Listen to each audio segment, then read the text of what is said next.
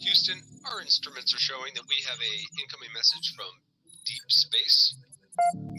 Repeat, Houston, we have an incoming message from deep space.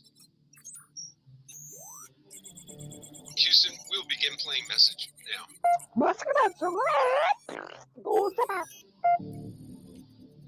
Houston, we're going to try and translate that up here. Hold for translation.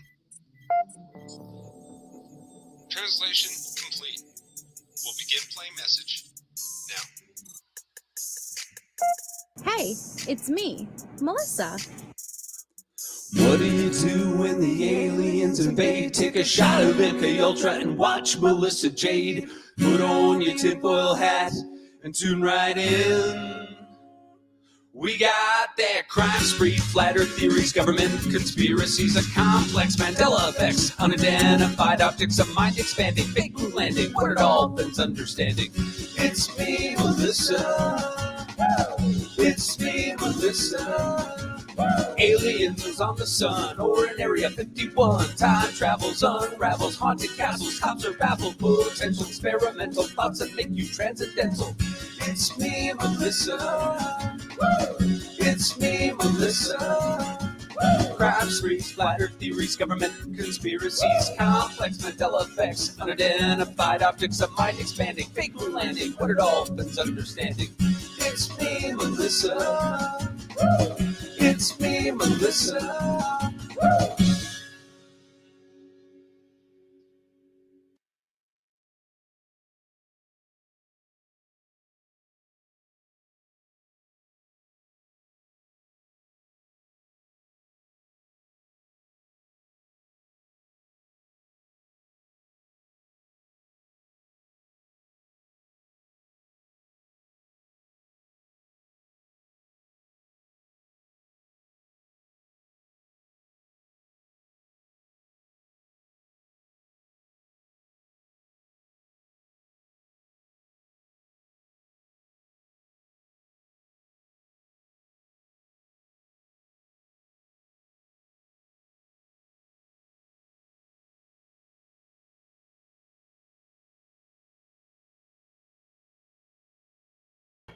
Hi, guys. Oh, the first thing I saw, thank you so much, Kimberly Brat, for becoming a member. And thank you, Michelle, for the super sticker. That was so kind and such an awesome way to start the live. Thank you so much. Hi, guys. Hi, J-Lo. Hi, it's Sherry. And thank you, J-Lo, for liking the video. Yeah, if you're here and you want to leave your DNA on that thumbs up, it would be greatly appreciated. Hi, Grant. Hi, Stacy, Judy, Hearsay. Oh, I like that name, Hearsay. KTM, Jackie215. Jackie says, fairly new sub, first live. Well, welcome. We're very happy to have you here with us. Hi, Always Street, 87, TF, Tara. How are you, Tara? My deepest apologies, Legendary. You know you are my one and only. Welcome. Hi, Lucia. Stacy Cole. Let me see what my scrub. Dippity Doo, Kelly King, Amber. Oh, we're happy that you got here very early. Hi, Lolo. Strange Exchange, King Scarlet News. Roadie Gal, Not Enough. Let me see, Harlot.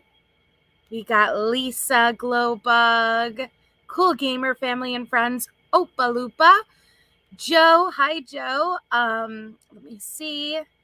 Aries 51. Oh, yeah, we'll get into it. Hi, Evie. Let me see. Valerie, hello, welcome.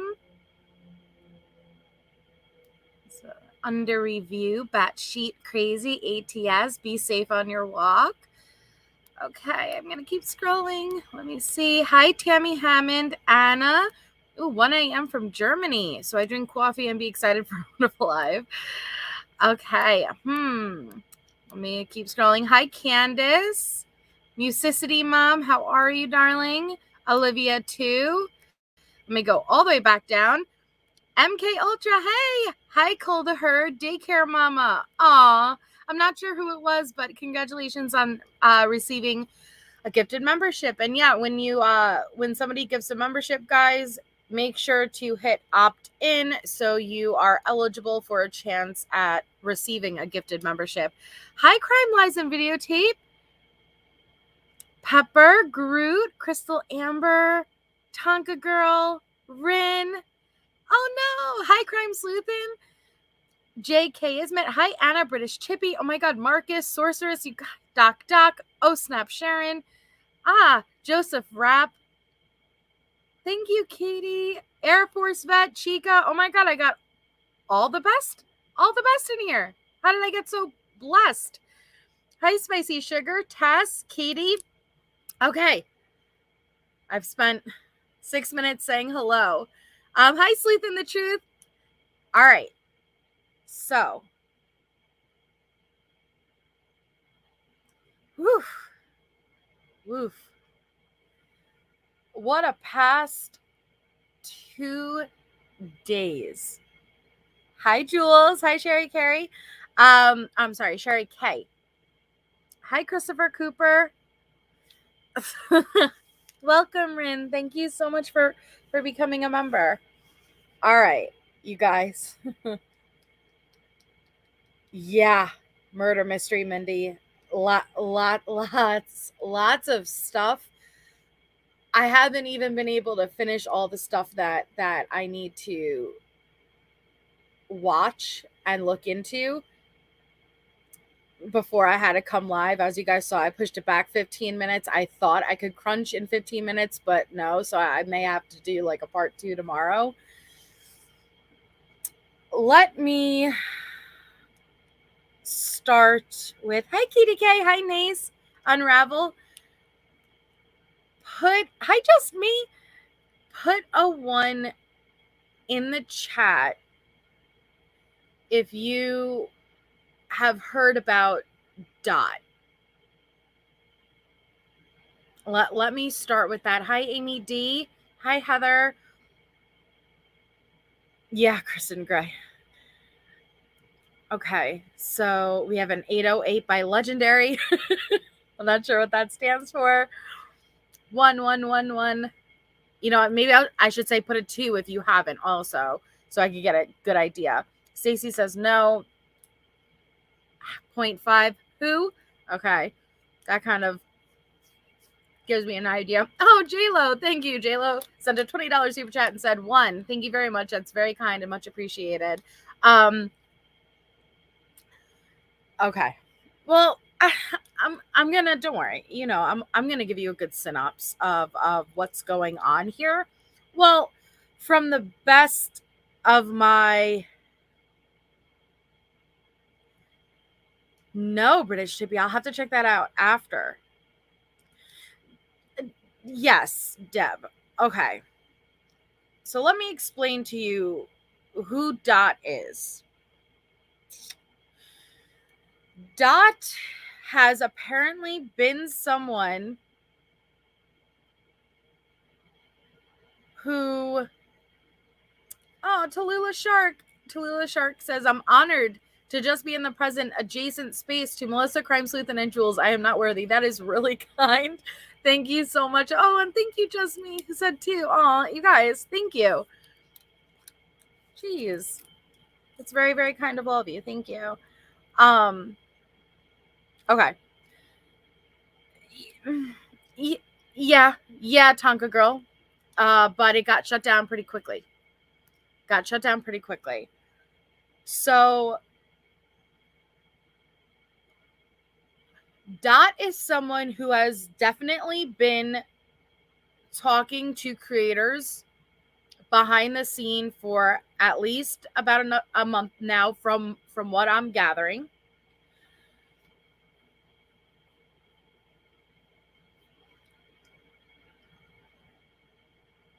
If we're going by a timeline format with the chain of events, at least with my channel and I know with Jules also, we had the live with Kim WSU Mom. Okay. I'm sure most of you know how that went. Jules also made a video with Kim WSU Mom. And then the last live I did on this, I was talking to you guys about Brat Norton, who is predominantly a TikTok creator who has been covering this case. And what I've learned, guys, we thought YouTube was harsh. we thought YouTube was harsh. Apparently, there is an entire different world going on over on TikTok. And I felt totally out of my element going there, but there's kind of the same things going on over there. But the reason why I wanted to mention in the timeline format, because I want you guys to have in mind how odd the timing is, okay? So I had the live with Kim WSU Mom. Then I had the live where I discussed how Brat Norton was exposed for claiming she worked for the family when she, well, I'm sorry, for Steve, claiming she worked for Steve when she didn't.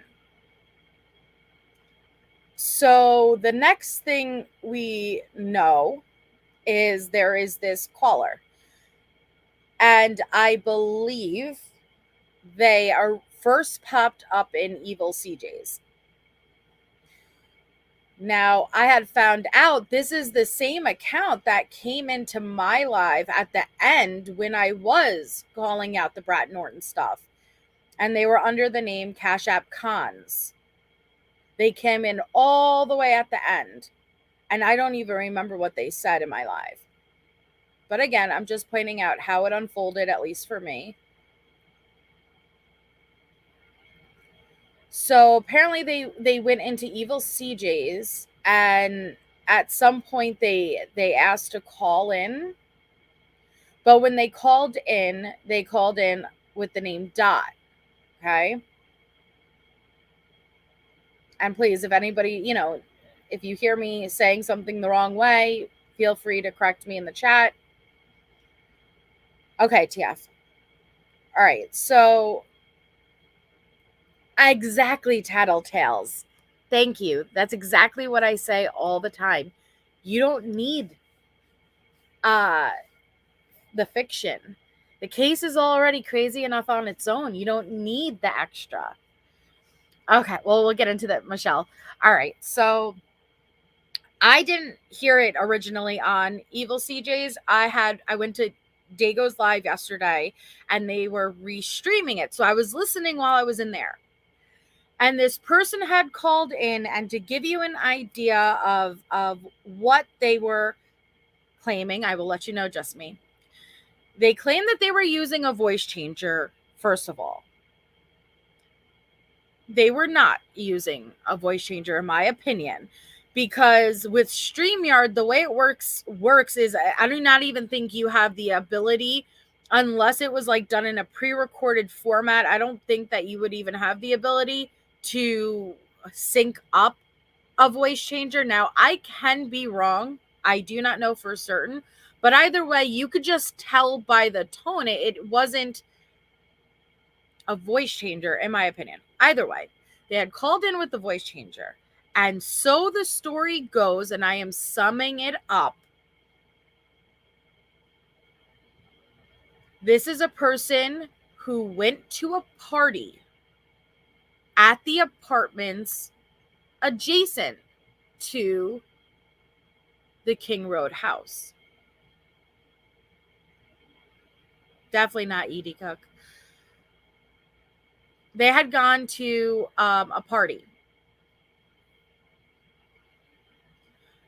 Around 3 a.m.,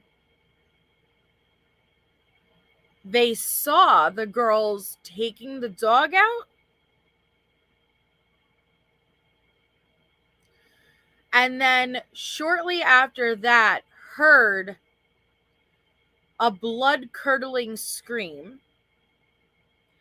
A scream that she described as, and these aren't, hold on, this isn't my words, this is her words. The scream was described as being mauled by a bear. Okay?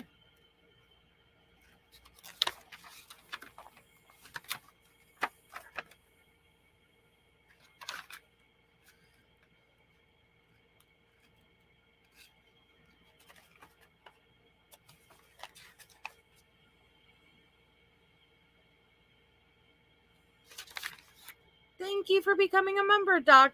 And those are the cutest dogs ever. Sleuth in the Truth, if you want to come up after I give my sit-ups, you're more than welcome to. So she claimed around 3 a.m. she heard this scream that she would describe as someone being mauled by a bear. Didn't think much of it because, as she states, in this area there are a lot of parties and there is the murder hour. There are a lot of parties and there is a lot of activity and screaming. Didn't necessarily think anything of it. The next morning, around, I think she said 8:30 in the morning. Now let me take a step back. She was drinking. Okay. Now 8:30 in the morning comes, and thank you so much, Punksy, for the super sticker. 8:30 in the morning comes and she wakes up and she goes to have a cigarette. Obviously, you cannot smoke inside the apartments. So she goes onto the balcony. From the balcony's viewpoint, you could see directly into like that backyard area.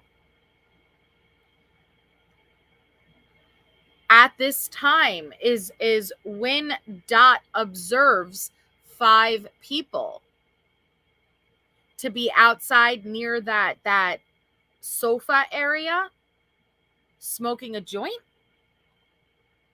Oh, thank you, Olivia, too. Thank you so much. She named the 5 people, I will not, that she observed. I will say, though, one of them being Dylan, because I forgot to mention that Dot has claimed that she is good friends with Dylan.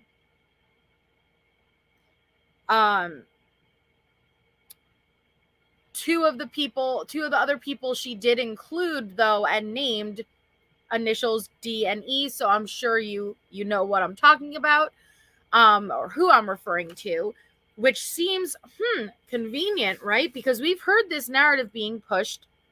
Yes, family and friends, and thank you, Groot. Welcome. Another adorable doggy. Oh my god, everybody with the doggy becoming members. I love it. So Dot claims she's good friends with Dylan. Okay? Dot claims she has been inside that home many times. Okay? She said that she knew it was pretty much Dylan from the height. Okay? Now,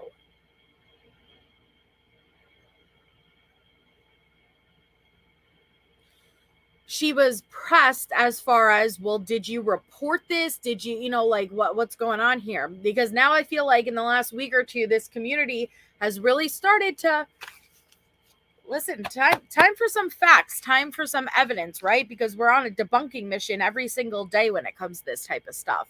So about, I'm happy people are starting to ask for receipts. Did you go? Did you report this? At first, Dot said that she reported it to her local law enforcement. Okay. And then that somehow, yes, I got you, girl. I got you. Somehow that gets turned into, oh no, she's spoken directly to Ann Taylor. She's spoken directly to Ann Taylor. So much to where Ann Taylor asked Dot to revisit the exact spot that she was in at that time and asked her to take photos. But Dot, too scared for her safety. No, I can't go with a police escort. No, I can't go at nighttime. No. I'm just too scared.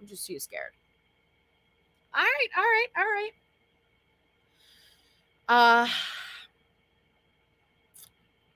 So fast forward, and people start to, what's going on over here, right? People start to call this out. Oh, Nisa, thank you so much for gifting 5 memberships, and congratulations to all the recipients. Yay. And thank you, Lucia, for being a member for 3 months.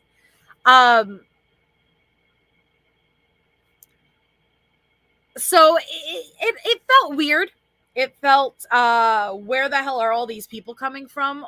All of a sudden, the timing felt suspicious all on its own. Like I said, we had, uh, in my opinion, establishing that Kim WSU never has seen any evidence or proof with her own eyes. Everything is hearsay. And then Brat Norton being exposed to not working with Steve. And so all of a sudden, this person pops up who somehow perfectly pushes the narrative that these people always push. Yes. Oh, thank you, Shelly Sear, for the super sticker. So that, as if that didn't already stick out, right? And it was at that point that I scheduled this live. If I knew what was going to happen from then until now, so I had scheduled this live originally just because, like, it was like, who are all these people, right? Who are all these callers? And then so much happened. So much happened since then. So people were pushy regarding the dot stuff, had some questions. There's the usual half the people are, I'm so proud of you. Thank you so much for speaking up. You have every right to be scared. And the other half saying, I smell bullshit. I smell bullshit. Thank you so much, Musicity Bob. I love that StreamYard switched it. Now we can see your little member badges. I love it. Will I not ever be a toddler in the MJ Club? So Brat Norton goes live last night from TikTok World. And she is defending greatly Dot. And she explains that Dot has actually been someone that she's been in communication with for like the last month, but she decided not to release it. That I guess she was using the information that Dot was providing to her, but she wasn't coming forward with Dot's actual name. She claimed, because I watched it with my own eyes, that she vetted Dot. And there was a decent amount of people who started coming into that live last night saying, hey, wait a second. That Dot isn't who they claim they are. I know who. It was this Riley girl. And she came in and she was trying to say, hey, wait a second. This isn't, I know who that person is. And apparently she had gone also in Rory's live last night to say the same. Brat was blocking people and throwing them out instantly. Like instantly. Don't you dare question. I vetted this person. Don't you dare question me type of deal. Well, then all of a sudden, Dot breaks down, becomes hysterical, not in a good place. Nobody believes me. To where people felt genuinely bad, right? Nobody wants to see someone break down. But saying that, nobody believes me. Do you know how scary? It is a craziness, crazy. So, yeah, Rory's live was first. So in the timeline format, it was Rory's live first. He was playing a recording between him and Brat, I believe. And then Dot had come up. Then from there, Brat went live. Dot went over to Brat's. She cried. It was a mess. But I need you to listen to the points I'm trying to make. Anybody who dared to question Dot last night was blocked on the spot. People were getting blocked quicker than they could join. It was reassured to everybody that this person was vetted. Because when a creator tells you they vetted the person, you need to just believe them, right? So the Riley girl was trying very hard to say, no, wait, I know that voice. Okay? But she was silenced. The live got shut down, but Dot accidentally went live on her own Tickety Talk. And when she went live from her own Tickety Talk, there was a face reveal. There was a face slip. And everyone was like, "Oh shit, that's not a young college student, you know, this isn't making sense, you know, that's not what was portrayed to us." Accidentally. Again, this is from my perspective. I'm relaying to you guys how it worked out. And TikTok lives apparently are not like YouTube lives. They do not stay up. You cannot rewind. You can't say, "Oh shit, let me get a screen recording or a screenshot." Nope. Once it's there, it's gone. You know, if you missed it, you missed it type of deal. Yeah. And if you clip that, if you got a screenshot for some reason, let me know. Send it my way. I'd like to see it. Hey, Sleuthy. So you were there, Kristen? Okay. Because TikTok world is very different. It's unknown territory. Yesterday was my first Tickety Talk live. You have screen record, Sleuthin. Yes. Yes. Okay. So this person had I was about to say a nip slip, not a nip slip. This person had a face slip, and a cam slip. And so it kind of got released that, oh, wait a second. So this isn't this young college student that was portrayed to us. Well, what do you know happens this morning? What happens this morning is Brat throws Dot under the bus. It was a dot slip. it was a dot slip, okay? So before, Brat was defending Dot fiercely. And then once the cam slip happened, Dot who? What? No. Who? Me? I didn't defend her. What? That her? Me? What? I took her word for it. Wait, what? What? Wait. Brat threw her so quickly under the bus that it somehow turned into Brat was the victim. And again, this is from my opinion, my perspective watching it. Brat somehow became targeted, sought out, and intentionally messed with. Which, honey, it is your job to do your due diligence. It is your job to vet people. And wasn't it you just the night before, last night, who told us and blocked everybody who dared to question it that this person was the real deal? I'm sorry, I call BS on that.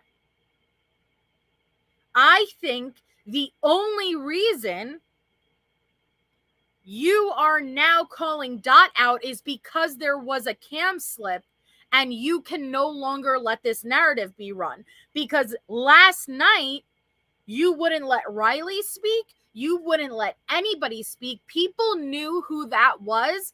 And it turns out Dot is, just like we have YouTube trolls, I guess a TikTok troll. I'm looking more into it. But apparently like a TikTok troll, and they've done this before type of deal. Now, I don't know the full history. I don't know if they have any connection or relation. All I know is that it's not who they said they were. And that's the whole point. Because if in reality, Brat, last night you should have been listening and said, wait a second, somebody is saying that Dot isn't who she says she is. I'd like to see that, right? You know, send me the information. But instead, you silenced people on the spot. Yet it wasn't until she accidentally showed her face. Wow. Okay. Thank you, Sleuthin. It wasn't until she showed her face that it was like, and guess what? Dot went into Brat's live Dot went into Brat's live and it was like, please, and I have the screenshots, I'll show you, please let me up. You haven't even heard my side. Brat wouldn't even let her up. Or I'm sorry, the host, I don't know how it works. Like, I don't think it was actually Brat who was hosting. It was someone else who was hosting. I don't know. But they wouldn't let her up. They wouldn't let Dot up. And it's like, but wait a second. You just tirelessly defended her. You told us you vetted her, that you know this information is legit. How do you go from that to, nope, I don't want to hear it? But let me tell you something, Brat. You're no victim. Because it somehow got turned into, oh, I was sought out. Me being so important, Brat, I was sought out. And this is more about me. And I was set up. If you did your due diligence, if you did your vetting process, if you did your verification process, there wouldn't be a potential to set you up because you would have taken 2 seconds to look into it and debunked it. But instead, it fit a narrative you were trying to push, and you allowed it to be pushed because it gave you more credibility, therefore more of a following, and you really needed it right now, didn't you? You really needed it more than ever right now. But once that cam slip happened, phew.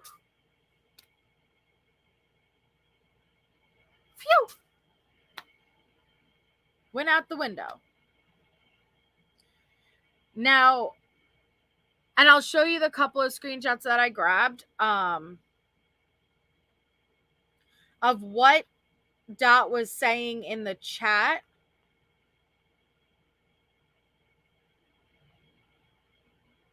Because what they were saying was interesting to me.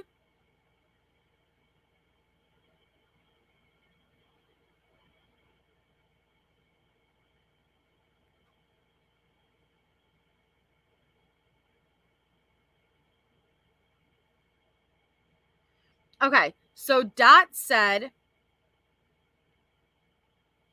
I was given the story to tell. I'm sorry, what? You were given the story to tell. By who?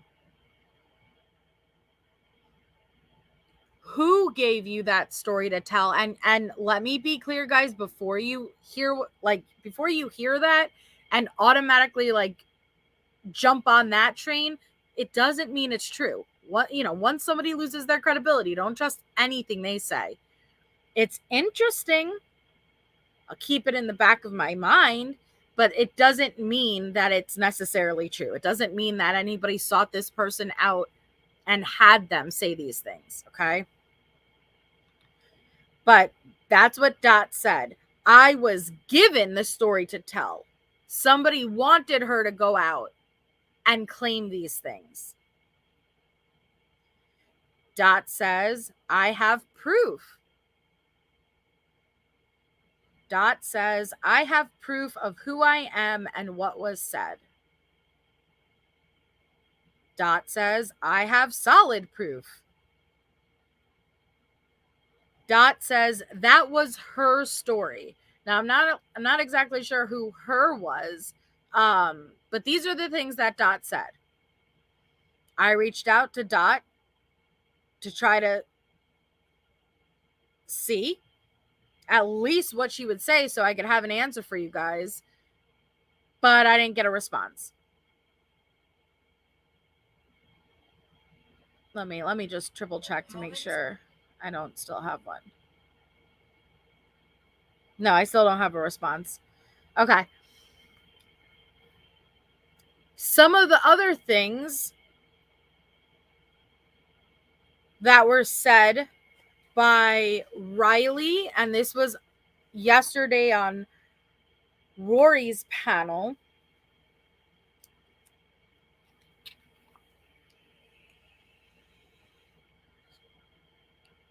were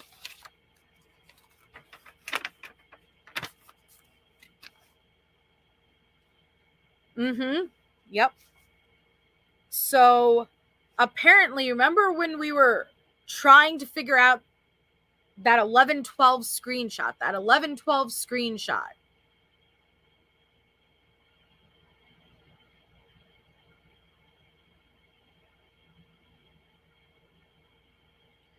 So when Riley went up on, are you talking about me, Sarah? If you want me to show the screenshots of what Dot said, I could totally do that. I felt a little bad because other people's comments are in it, but I totally can. If you want me to, I'll just scribble it out. I don't know if you're talking to me or someone else.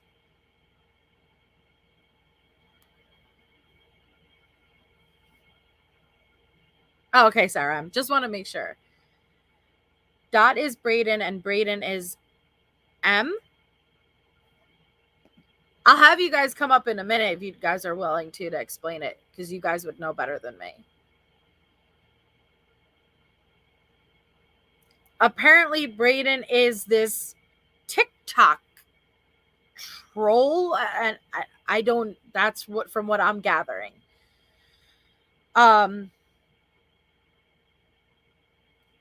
So from what I was listening to, Riley explained, I guess, because Riley speaks to someone who spoke to Steve.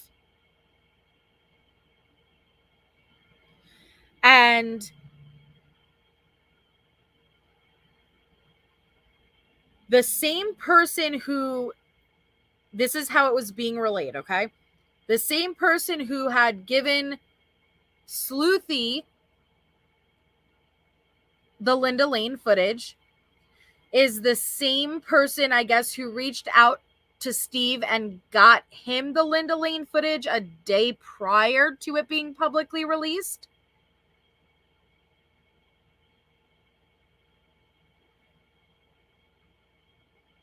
And then I don't know why Brat initially reached out to Steve, but Brat reached out to Steve, I guess, with concerns out of the audio of Linda Lane. And that screen, that 1112 still shot was given. And please correct me if I'm wrong, like Sleuth in the Truth or anything.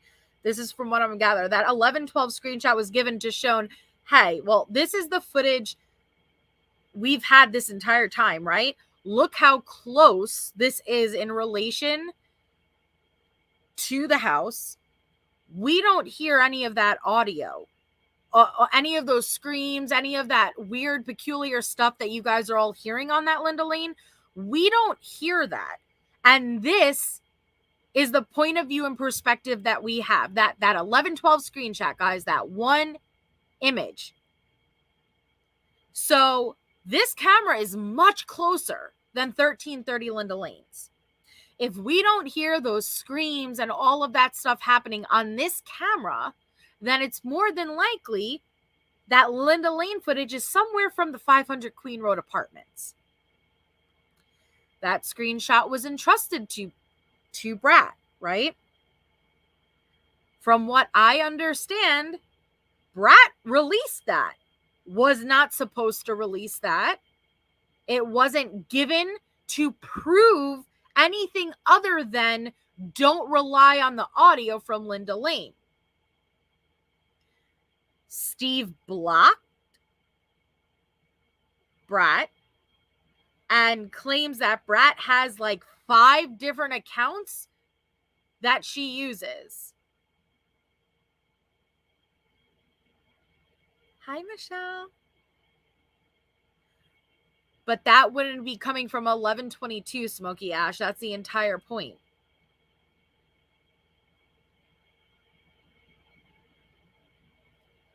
So when Brat's running around claiming she works for Steve and identifies herself as working for Steve to obtain information, like illegally recording Kane's wife, that's a lie. Yet, let me tell you, Brat is tripling down and claiming you guys could believe what you want to believe, but You'll find out soon enough, basically. I'll drop the link, Sleuth in the Truth. You guys could come up. You guys know more, please come up and explain it, because I got my notes, but they could only go so far. Yeah, apparently Steve had to block her. Steve does not have a relationship with Brat. I would like a little bit more clarity if Steve himself sent it directly to Brat or not. But maybe you guys could help me with that. Hold on, let me just put up my...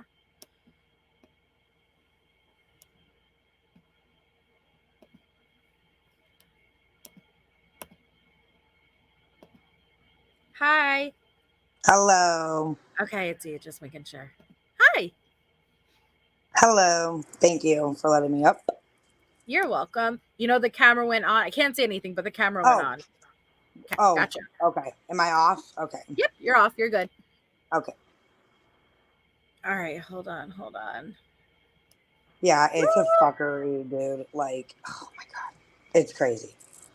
Yeah, it's a hot mess. Hi, Indy, and then Murder House. Yeah. Hey everyone. Hey, And then I would only let maybe Riley up too right now if we're gonna just talk about the footage, because those are the only Sure. people that know about the footage. Absolutely. I don't know. Is she in chat? Is she here? I don't know if she is, but if we see her, I mean, you know, it's up to you. Yeah, Like, absolutely. All right. So tell us what's going on. Are we am I like on the thing? Am I here? Yeah, you're on. Oh, okay. You're Hello, in the everybody. show. Hello, everybody. Okay, so basically, you were stating everything correct about like the still shot. Brat did release it. I did see Jules in the comments. She was the one to put it up on the Thou Shall Not Kills page, and she did do it on her TikTok too, on her live. Which one did she do first? The Linda Lane. No, did she release it to Rory first before herself? Yes. Why do you think she did that? Probably because she obviously was iffy about all the information she was getting, but running with, you know, thinking that it was facts because she was believing some of it and a lot of Dot's story. But the still shot of the 1112 was, the camera was stolen, for one. The whole camera, you guys, like the entire camera off of the porch. So they took a whole, What do you mean stolen? like somebody stole it. It's The a screw-in original? camera. Yeah, it's a screw-in camera that screws into like the light bulb area, and someone drove up to the property, unscrewed it, and took it. And yeah, and they're on camera and all of that. And there's several people on King Road that we have spoke to that also, you know about this, have, you know, maybe security footages, maybe their friends do in the nearby area. But we reached out only because Brat was stating that she was working with Steve, and a lot of creators and people have been talking to family and friends behind the scene. We don't put everything out on the internet because everything's not for the public. I don't mean to interrupt you, but can I just ask a question real quick? Yeah. Is that which camera? Because the police took the original camera on the 13th. No, they took a memory card. No, they took the camera. I have the photos. Okay. So hold on. I'm just telling you what the owner of the camera told me. Of 1112's camera? Of the still footage that has been released, that's not Steve. Yes, the still footage of 1112. Okay, hold on. Let me show you.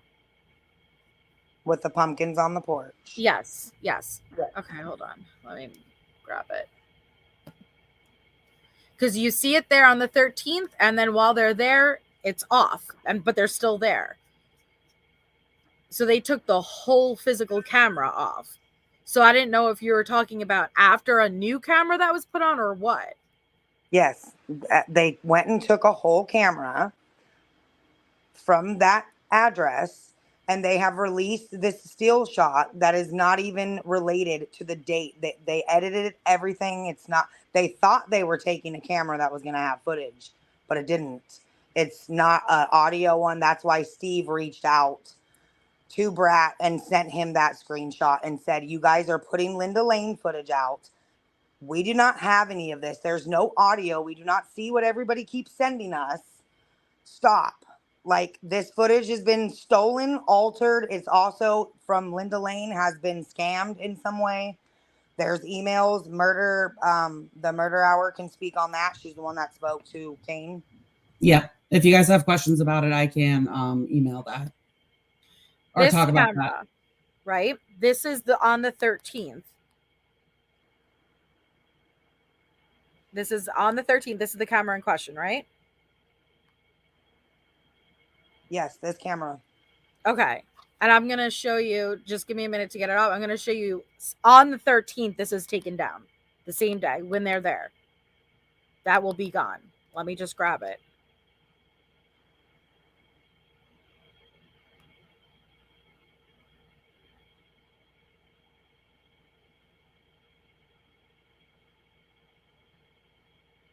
And just give me a minute just because I wasn't prepared for this. So give me a second till I get it up. Hold on. No, you're fine. I'm inclined to believe that. So what?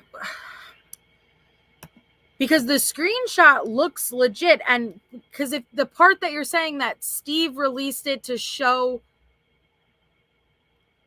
that how close in relation, then why would it be legit? Or why would it be not legit? I'm saying. So the Linda Lane footage came out first, right? Yeah. Before the still shot. Yes. Okay. So all of that footage was going around. Certain people, Brat, was on live saying the footage was leaked for the truth. The footage was leaked because she's working with Steve. Steve wanted her to leak it, etc., etc., etc. So certain people reached out to family that had already been talking to the family. Some since November, some since January, some since April, whatever. They reached out, sent the recording, said, hey, do you know her? She's claiming she's working for you. She's leaking footage for you. They said they didn't know who she was by the name of Brat Norton, etc., etc. They said Brat was claiming she was speaking to Steve on a personal page, not the family page. So Brat was trying to say that maybe that's where the confusion was. So we wrote Steve's page as well. Started talking to Steve. Steve's page says he does know who she was because she did reach out to Steve's page, not the family page. And she has been sending him stuff for months.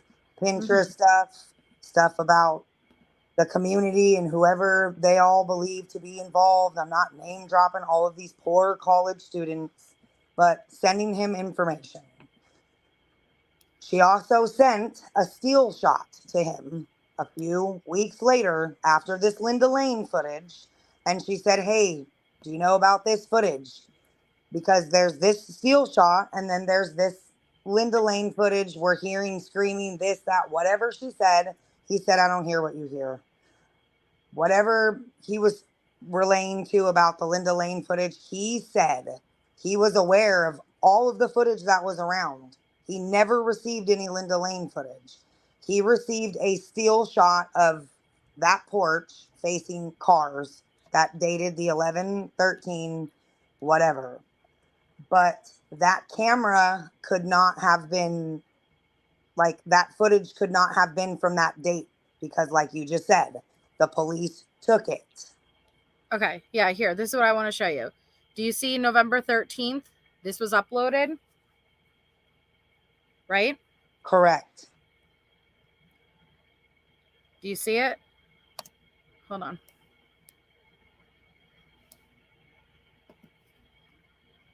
It's already taken. Yes. So according it couldn't have been stolen, that camera, because it was already taken. See, it's gone on the 13th. Correct. But according to the owner who has some receipts. I'm not going to put them public, but if you would like to see all of them, me, Riley, and all of us can send it to you. There was a hard copy and an iCloud copy. Okay. The police only took the iCloud or the hard copy from the camera that you just showed. They removed it. That did not have audio or anything past a certain time that they needed. So this person, I'm not going to say how many cameras this person says they have, but they have quite a few. This one on the front porch is the only one that does not have audio. So they brought it back, allegedly. She got a new card, memory card to put back in it. And that is what was taken, thinking that it was going to have footage. Allegedly is what she is telling us and showing us in her receipts of like her iCloud and like when she went into it, the date, and like all this personal stuff. But she claims that there's no way that this footage, this screenshot of 1113 could have ever been released because only the police should have it. No, but the family had it because remember Olivia was talking about seeing that she was so adamant about the 1:56 a.m. timestamp, and seeing the girls being dropped off by the rideshare driver. Yes, Olivia went to this camera to see that. So they would have Kaylee's sister. Yeah, so they would have access to it, right? I feel like Okay, can I? Something? I might be. Yeah, go ahead. I think so. So with this picture here, we were Right. told that this is taken from a completely different time, that that this still shot the date was added onto it. So someone is taking an old still shot and putting this date on it. Okay. This date and this timestamp. Because if you look at those pumpkins on there, yes, you can see that little one right there, not the first one, but the second one is smushed. It doesn't have a stem. Right. But if you look at the other one, they all kind of have those stems on it. Yeah, but November 13th, the night of the unalivings, it wouldn't have pumpkins. It's October. That was for Halloween, according to... Right. Yeah, it's no stem right there. That's true. Yeah. We were just told that it was... That's what I was... And the same cars are in the parking lot. And that it was edited, is what we were told. Because if we look at this, right, there's no stem in this one. But also, if you go to the 13th, it's the same cars in the parking lot. This is on the 13th. This photo was taken. I'm inclined to believe that screenshot is legit. We're just going based off of what the owner of the camera told us. So I'm not sure about that. I know you're just relaying it. But for me personally, if you look at these cars, look at the layout, okay, of what cars are right here. This is on the 13th. Mm-hmm. And if you look at, where is it? This, it's those same cars. Interesting. Yeah, I mean, it is true. It is the same cars. That's just what we were told, was that the timestamp was added on there. So I don't know. Yeah, the camera was taken. We were just told that they were given a new SD card. Kind of what Vegas was just saying. Right. No, I appreciate you relying. It's just because of what the family had said too. So the family had said they had been sent footage, like the day after Sleuthy Goose received that message. They received the same drive for Linda Lane. The Google Drive. Yes. And then a few days later, they received this steel shot. So what the family was trying to say was, okay, well, what are you trying to tell us? The Linda Lane footage or whatever, we only received a screenshot of a drive. Like, they never actually received any footage of Linda Lane. Oh, really? Yes. And that's why we messaged them, because Brat was going around saying that the Linda Lane footage was leaked because the family wanted the truth. And then she claimed she had worked with Steve. Yes, so, exactly. Yes. So basically, I had came across somebody months ago that lived in this home. Okay. and they had given some information. I kept it under my belt. I was like, whatever. Well, then when all this footage started coming out, I was like, wait a minute. Okay. What happened? Some people inside of this home, apparently, maybe they don't get along anymore. Maybe they're not friends. I don't know. I'm not going to put people's personal businesses out there.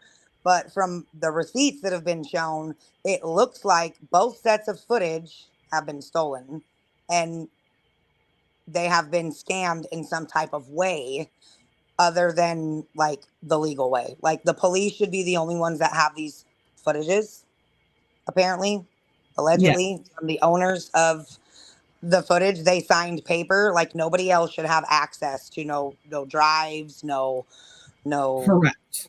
nothing. So they were saying maybe these cameras were hacked in some way, shape, or form. So then we reached out, Murder Hour, and I believe Crime Sleuthing in the comments. They both reached out to Kane, and Kane told them pretty much the same thing, that he was scammed out of the footage. He I gave can access. read the What does email if that you'd like. mean? What does that mean exactly? I Scam don't out of the know. footage. I don't know I can because read the email if you'd like, and then sleuthing in the comments if she would want to put in the comments as well.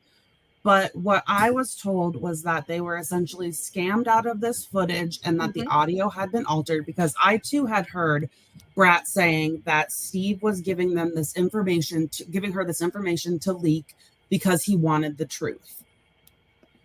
And so I reached out because I was like, there's no way, like this poor person in question, the Linda Lane owner, owns 5 different properties up there. There's no way that $1,000 would be worth it for him to sell this footage. He's got too much at stake.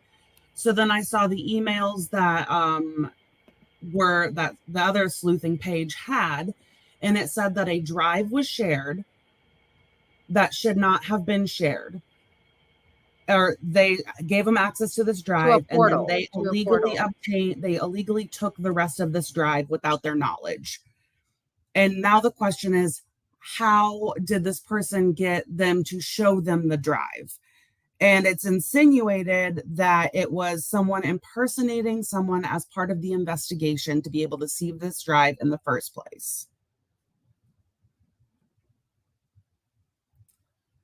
So, I mean, I have the communication with the owner directly. He gave me the name of the person who scammed it out of him, along with their contact information. Yes, Amber. Who's Amber? That's a bigger question.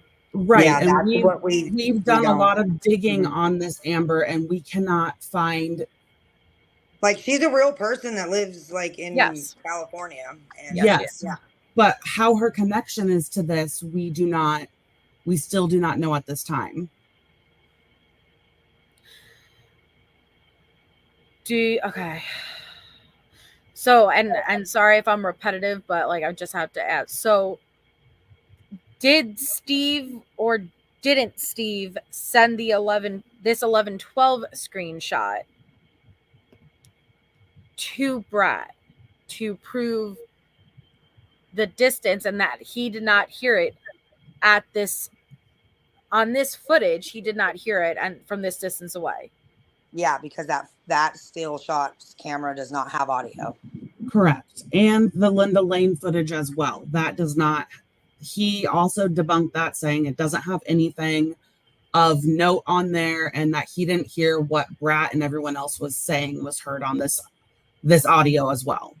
And Riley could speak more to that part about the still shot going to Brat, because she's the one that received that part of the message from Steve. I can show just my messages from what we've talked about with family and other people close to them. And I can show mine as well if needed. I guess that's the part that I keep getting hung up on. If Steve was the one who showed the screenshot, why would we think it's not legit? So from my understanding, and Riley can again explain this better, Brat had a photo of this screenshot and messaged it to Steve, and then Steve responded with the screenshot that he had. Are you asking me? Yeah.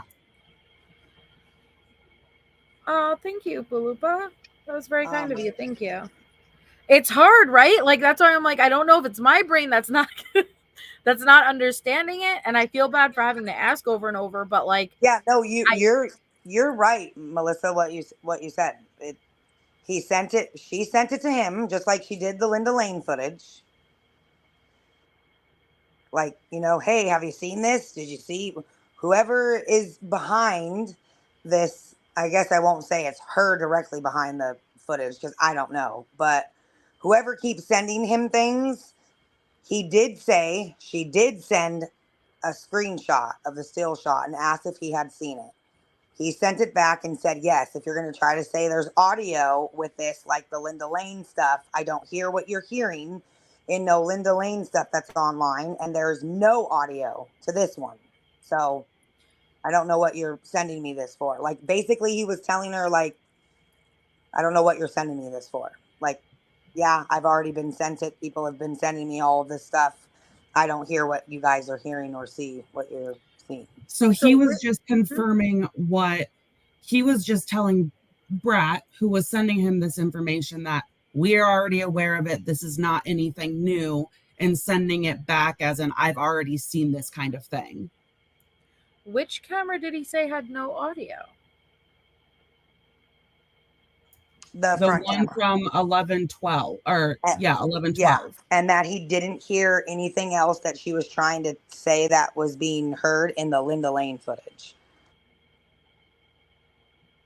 Huh.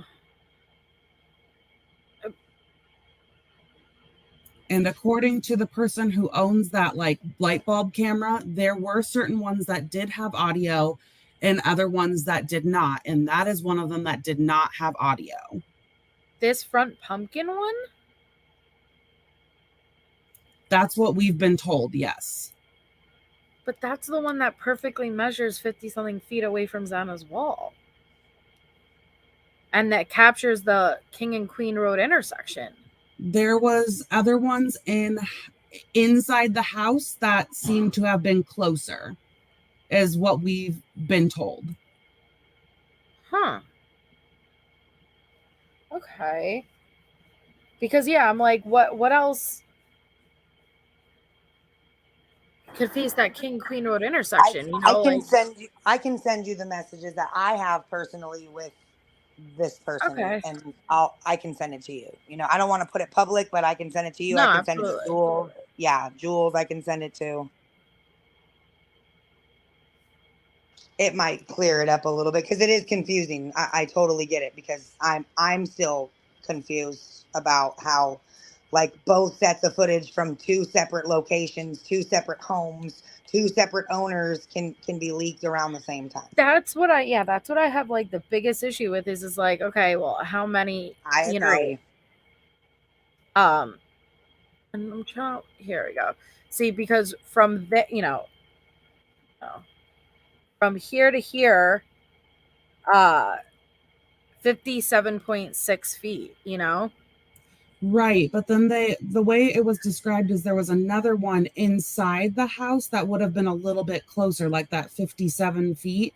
It would have been in that back towards closer to the house, is how this person described it to us. It's exactly 50 feet and it's in a window. Yes. And now I gotta look at that side of that house. I gotta try to find that side of the house. Yes, that's the claim that has been told to us. It is exactly 50 feet in a window inside the house. That would potentially catch. There's maneuvers that were done, the unsuccessful parking attempt done in front of 1122 that we know took place, and we've been trying to figure out where, there's only so many places that would have had that in frame as far as a camera. Yeah. Yes, that one would perfectly catch it, and that, yes. And there's two more that would be able. Wolfie, are you here? I'm gonna call my wolf. I got a call. Oh, you're good. I'm trying to find a screenshot that accurately depicts that side to try to see which window I'm a visual person, so I have to see it to really understand. Oh, that makes like 100. Yeah, I get it too. I Yeah. did the layout. I live in Idaho. I've gone up there and looked. It's those back windows right It there. is. It's those, Yeah. and that would. And do you know if it would be facing out or is it filming interior? They said that it was facing outwards and not filming the inside because how it was described as those are bedrooms. Okay. Oh, sorry. So Okay. it'd be sitting in that windowsill there.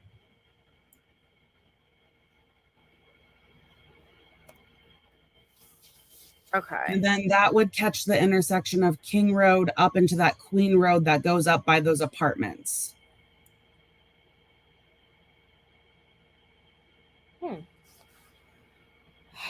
So, do you guys know about this Dot person? Are you familiar with Dot? Yes, I was on live with Dot last night on the YouTube channel. Okay. And we were after that, we had a lot of questions. The ones like, oh, you've seen Dylan. Like, if you're that good of friends, why didn't you go up? You're saying that you're really close to Dylan and you saw them outside smoking, but why did you not go up and say hi to them if you're best friends? And then it became, oh, I did go up and say hi, but I didn't look into the sliding glass door. It was closed. And then it became, oh no, I saw them the night before. And then it became, I went up and hugged them. And then it became, oh, I just kind of waved and they weren't acting any different because this is like a routine thing. So that's where holes started being poked for me. And then when I heard the voice, I was like, this is a male voice, in my opinion. Mm-hmm. And then from there, the story just kept changing. They immediately went on and hopped on the live with Brat after that YouTube live ended. And from there, someone had started commenting, oh, Brayden, why are you doing this? Why are you doing this? That's what I saw, yeah. And me, Riley, Vegas, and Indy, along with Rachel, were working like almost throughout the night trying to figure out who this person was. And Riley can speak more onto how she got to how we finally got to Brayden. Riley had put feelers out on Instagram, and then from there we just connected all of the dots. Did you explain Dot sleeping on live situation? I haven't gotten there yet, but yes, you can take it for there. Did you talk about Riley? No, 1 second, Riley, before you get into that, because can you talk about the footage, please? Because it is very confusing. So, okay, so there's I have my child here, so I might have to mute myself. You're fine. Moment. So there was footage and, talks of stolen footage, which is concerning for, I think, the whole true crime community as a whole, because no one should have stolen footage. And so I started looking into it, and from what I was told from Brat's mouth on live numerous times, she says everyone got footage from Steve, and she got Linda Lane footage from Steve and Kaylee's dad. So I eventually, now where I became super concerned is there was a still shot shown from, I'm going to walk away. There's a still shot shown of the porch of a neighbor's home right next to where the murders occurred.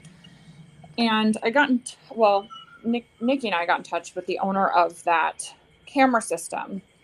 And they informed us that after the murders, law enforcement made contact, secured the cloud, locked them out of it, and took the hard drive, which there was a physical memory card in there, took that. And then she replaced the memory card, reinstalled it, has a new cloud, new everything. Footage is out of her hands. At some point after, about we'll say over a month. I don't want to say the exact date. Someone had come to that home and ripped off the security camera and stole it. So when I got in contact with this person, you know, Nikki's like, hey, is this your footage? She's like, yeah. We're like, well, how are people having this? She goes, they must have stolen the footage, right? Superimposed the wrong date, making it look like it was from that night. So that is what we believed at first. I finally got a hold of Steve. Steve told me he did share this still shot with Brat, but he did not ask her to share it. And from what I've been told at the time from Brat is that Steve had asked, you know, wanted this stuff out there, wanted things shared. He said he showed it to her, the still shot, pretty much trying to debunk the Linda Lane stuff, saying, hey, the audio on Linda Lane is not accurate. I have real footage here, and I know, you know, that's not on there. So that's his purpose of sharing that with her, according to him. And again, I'm not a spokesperson for him. I'm just relaying from my understanding. And I asked him about the Linda Lane footage. He said none of them leaked any Linda Lane footage, and that he only became in possession of the Google Drive.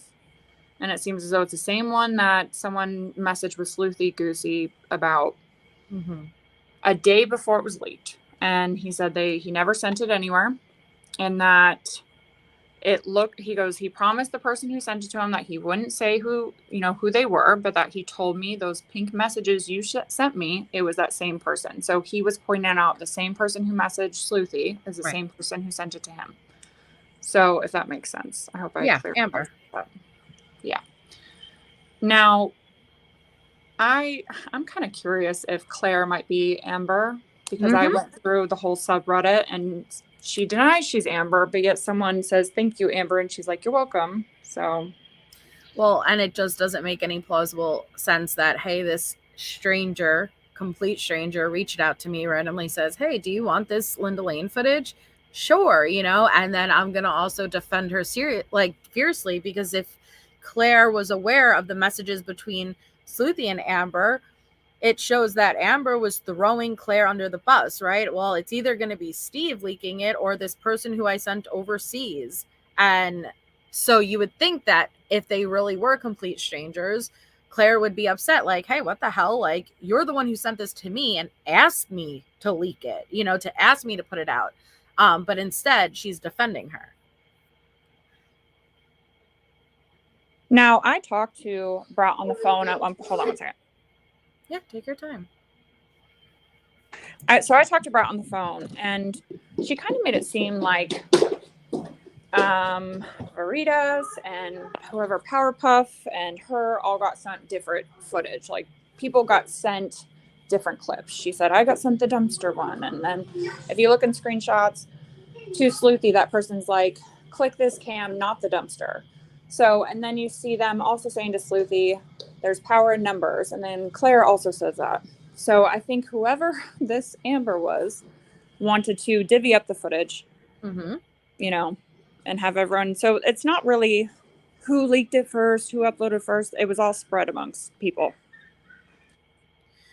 But I'm still curious how, unless Kane is not being honest and for whatever, I don't know, legal reasons, whatever reasons, not wanting to admit, oh, you know, it just got, not many people would have access to that. And I'm open to selling it, you know, like, listen, there is like a right number for anything.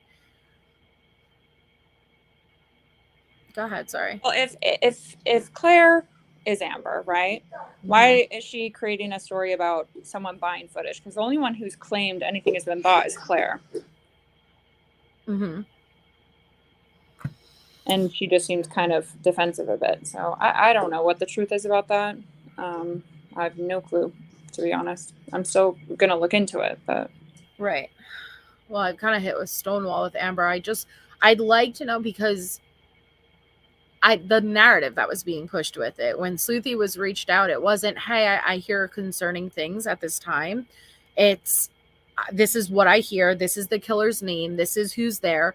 I don't like that type of stuff. And you're also dragging innocent people in and involving them. I don't like that either. So the reason that I care so much about who Amber is, because I feel like it will lead back to something and explain why that narrative is being pushed. Oh yes. I agree. Now, as far as Dot, you guys are familiar with Dot, I get, because I'm not savvy with Tickety Talk, but Yes. that's someone who's known. Like, do they have any connection to Moscow? No, they No. live in Michigan, and I will disclose that. And I just was going through my Reddit threads and a bunch of troll groups on Reddit. They knew who this Dot person was immediately. So there's people coming out the woodworks. Yeah. So last night, while Riley was looking through all of the Instagram messages she was getting, I was on Reddit and I took a deep dive into the troll groups and was like, hey, does anybody know who this Dot Braden guy is? And this is what one of the Reddit people told me. Wait, just No to be clear, information is other than Braden's not their real name, right? I don't want to know what their real No. name is, but What? that's not their real name, No, right? they go by Okay. M or Emily. Okay, so it's not like Yes. a dead name. This person, Yeah, that's why I just is- don't want. yeah, I didn't no, want to do not that. a dead name. But they've been known by a lot of names. really Okay. quickly, I'm against doxing, but let me be completely real here. This person was trying to cut a deal with a production company with money for this fake fabricated story, profit Yes. financially off of dead children, dead kids. And This at that point, I have a serious, I don't care. Everything goes out the window at that point. For me personally, I don't know how you feel, but I know a lot of people are upset. Tons of people locally in Moscow are quite frankly pissed. Yes, they There are rumors livid. that this BS story might hit the news, possibly. Like this is beyond crazy. So Yeah. that's how I feel. It's a huge thing. So I put feelers out last night, and this is one of the things that I got. No information other than they trolled Bonnie a lot. The Dot account definitely matches their voice. They live in this area, and they said something about a car blowing up or something on live with Bonnie, which is a story that this whole Dot thing. Like, that's why they were scared, was because their car blew up, and they were afraid that people were going to attack them and find them and all of this stuff. So they're known in these Reddit trolls. Huh? I had heard about the car on fire footage. Yes. They are known in these Reddit groups, the ones that I was able to get responses from. They knew exactly who it was. Yes, yeah. And they have been doing this to another TikTok creator known as Not Your Bonnie. And someone else called Aaron or something, and yes. And other people, and they had done the same thing, inserted themselves in this, saying they have information that can help with the case. And then when they finally would get called out on it, they would get very aggressive, very not okay. The things that they would do afterwards were not okay.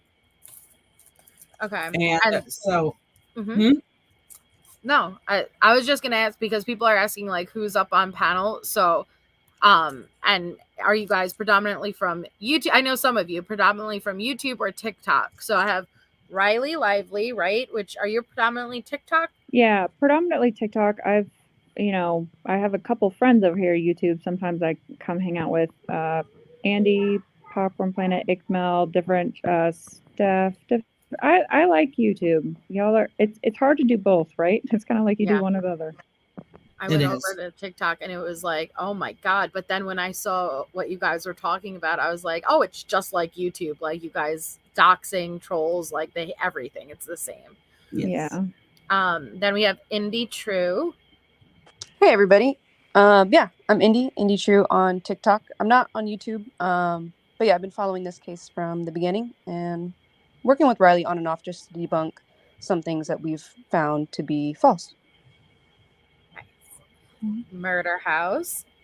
I am True Crime and Chill on TikTok. I do have a YouTube page. I primarily do TikTok as well, and that's where I learned about this whole Dot situation. And have been personally attacked by Brat regarding this whole thing.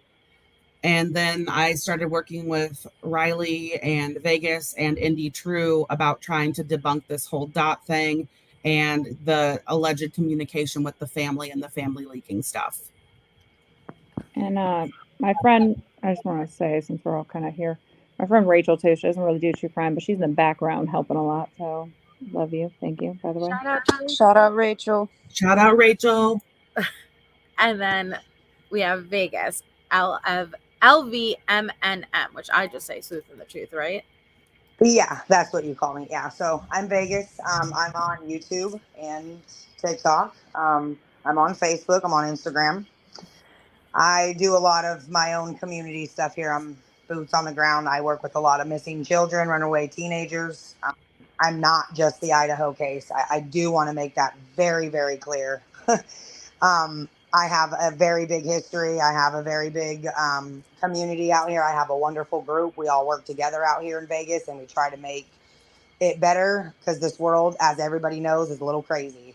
So, yeah, I'm a little bit of everywhere. I wouldn't say I'm a TikToker or a YouTuber or I'm a mix of everything. You can find Las Vegas Missing and more wherever you social media. Well, and thank you guys for taking the time. And Riley, because I had messaged you after I was so busy looking around and messaging a bunch of people, and I was in the mix of something really quick, and I was like, I'll get back to her. No, absolutely. But I just found you just because I went to TikTok yesterday for the first time, so I'm new to all that. But you had told a story about the Boston bomber, and would you mind repeating that story, at least for my audience, because I'm constantly trying to get people to understand the impact that this could have as far as speculation, like theorizing and speculating based on facts. It's okay, but when you start to accuse innocent people, the impact it could have, and you did a great example, and I would appreciate it if you could tell everyone. Yeah, so really quick, I help with Gabby Petito mainly because there was a lot of rumors with that. I don't know if you helped cover it, talk about it. Oh, sorry, I forgot. I did help with Gabby too. Yeah, there was a lot of rumors with that, conspiracy theories trying to blame Rose, her best friend, having something to do with it. So I debunked, I don't even want to say his name, a very big YouTuber's fake video, who was also faked audio with Idaho. Melissa Jade's familiar with him. You can say his I know name. all about Morris. Okay, he went viral with a video of a boat and claiming Brian Laundrie went live on a boat. I debunked it, etc. But it's my concern was, here's this girl, right? And I go to her social media, this Rose, and she has struggled with past mental health issues, right? So my number one concern at all times is someone possibly taking their own life. And that has been my concern with many crazy cases that have turned into a circus. Now, the Boston Marathon bombing, if anyone remembers, a lot of people got together on Reddit, kind of like we do, get together, talk about the case, and have theories. They thought they figured out who did it, and they were very adamant they were correct. And then it quickly got out, it went wild, and the man that they falsely accused took his own life, and he is no longer here. So it's not like this is impossible, this can never happen. It very well can. We do not know anyone's mental health status, where they're at. It's my concern. And we're not here to judge either. We're not here to point fingers or to judge. I mean, the things that Dot has said is very serious. And one, we want to put that to rest and make sure that we're separating fact from fiction. But two, this person might need, mental help. And, that we're not looking down on that or judging them for that. We just really want to get these issues debunked, just, so that they're not out there.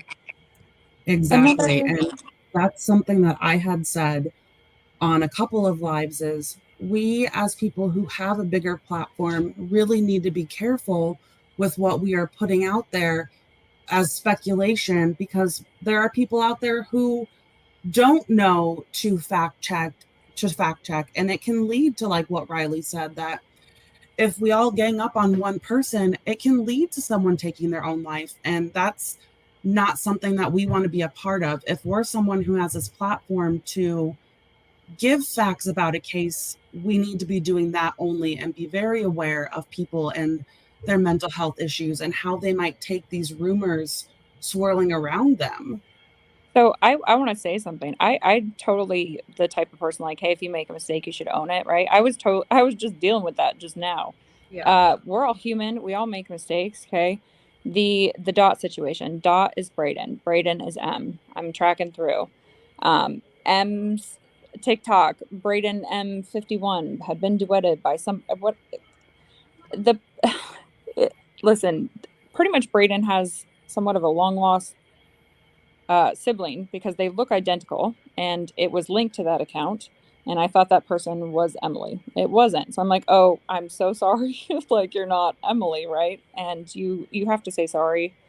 And it's people like Dot. I have run into numerous amounts of people who have come to me saying that they have something, or they'll even send me fabricated stuff, and it's not accurate. So it's our job to vet that information before it gets out.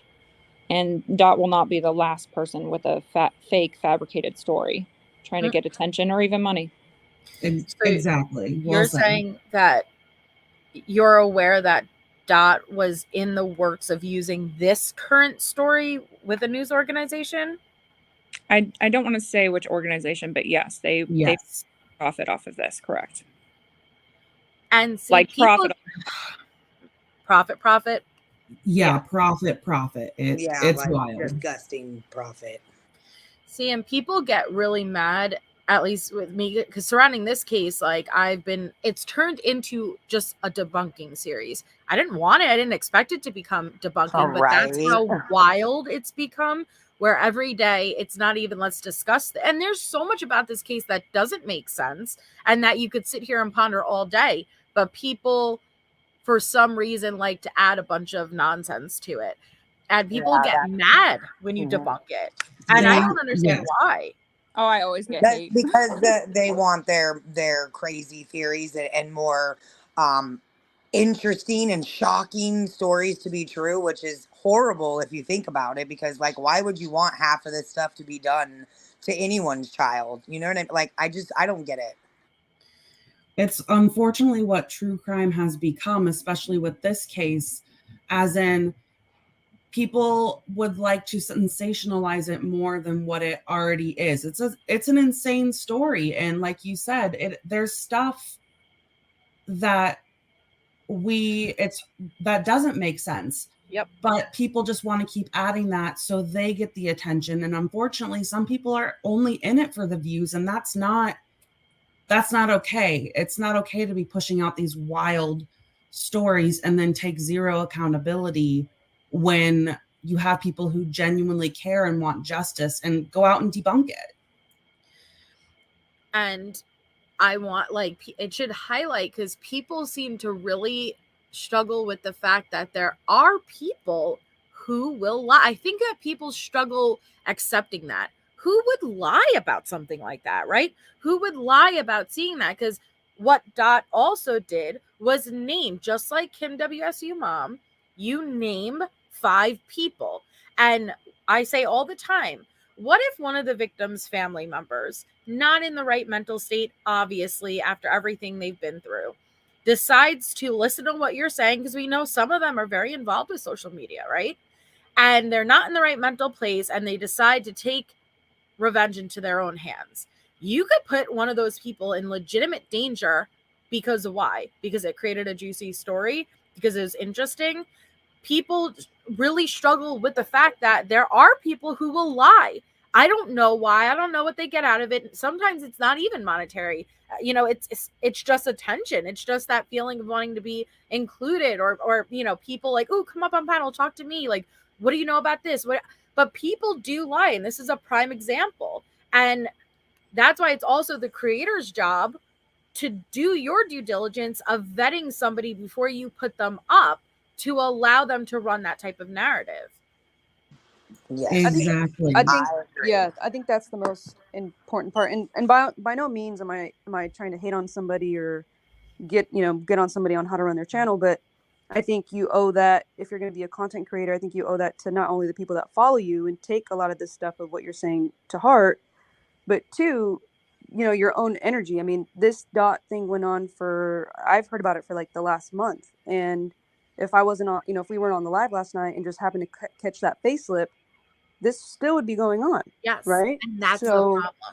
yeah, and exactly. And that's the problem. So I think, you know, if you decide to do these things, I think you really should do your due diligence. And something like this, again, I'm not hating on this creator or anything like that, but I mean, this is textbook simple catfish 101, right? You FaceTime with somebody just to know that you're talking to the person you think you're talking to. I mean, this, like I said, it could have been avoided so long ago, and it didn't even have to go this far. And, you know, God forbid this person's mental health is not good. I mean, this could be, you know what I mean? This could be a lot for them. So, you know, this all could have been avoided if this person was vetted properly. And Well said. Well can I say said. something what you said, Indy? You said, you know, about Dot's, you know, or Braden or Emily's mental health. That is a big thing too. The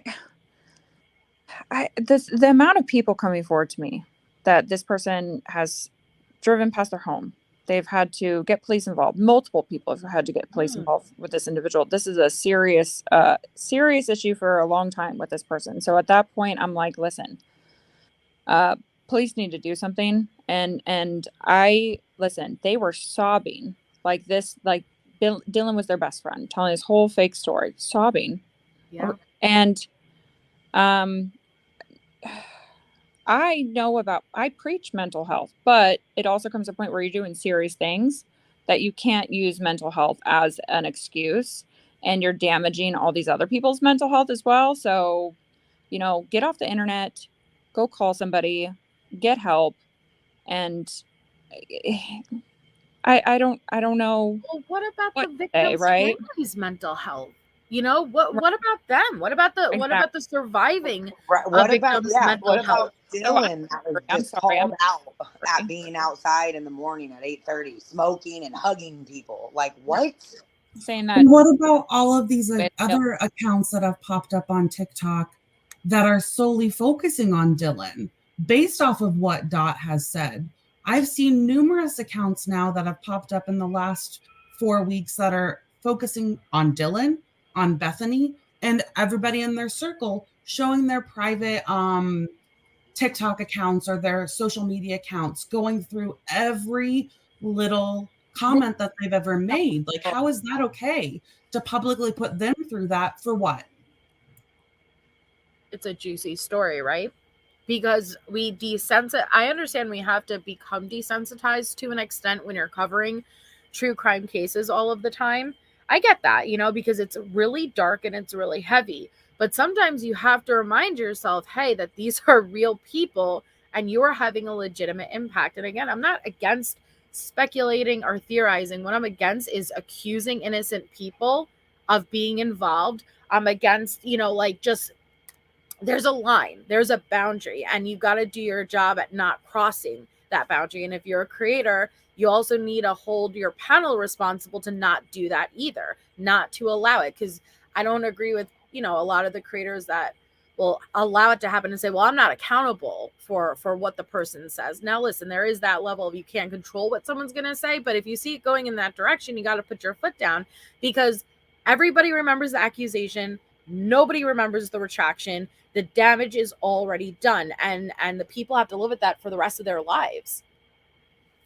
Exactly. And I don't know if any accountability will be had in this instance, just given that this seems to be a recurring thing, unfortunately, with Dot, Braden, whatever the name is.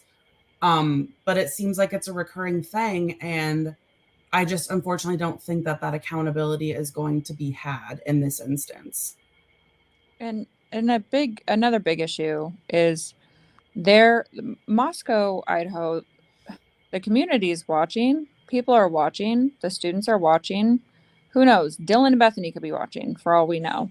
But they're upset, and they're also waiting. A lot of people want to talk, but they're waiting till after the trial to talk, which is smart.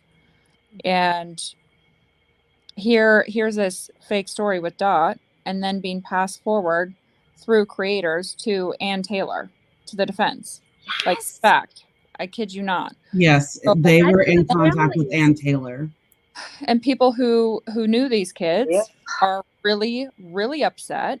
Families are upset. Everybody's upset, and rightfully so. This is absolutely way beyond crossed any line. And They the went to Ann parents- Taylor, they went to Moscow PD themselves, and apparently went to the FBI with this because they thought it was this explosive thing that was being overlooked. So many people are being hurt by this because it was taken seriously, and they got law enforcement involved in this fake story, unfortunately. And yeah, the town is over it. Like, I live in Idaho. I know people who live in Moscow, and they just want it to be done. Their town just wants to go back to being this university town. And given this new story recently, they can't, because there's so many people reaching out and now going there and are like, hey, did you hear this story? Why aren't you taking Dot's story seriously? We could exonerate Brian Koberger. And it's just this spiral of craziness. On the Reddits, even the Reddit where the talk of the footage originated, people in there are also a part of like Brian Koberger Reddits where they're making edits of him with like hearts all over him, talking about they're sending him fan mail. They can't wait to see him. Like, I'm sorry, but there's also the crazy side where people are literally in love with this dude. And Yes. gross. Do you guys have a working theory as far as the case?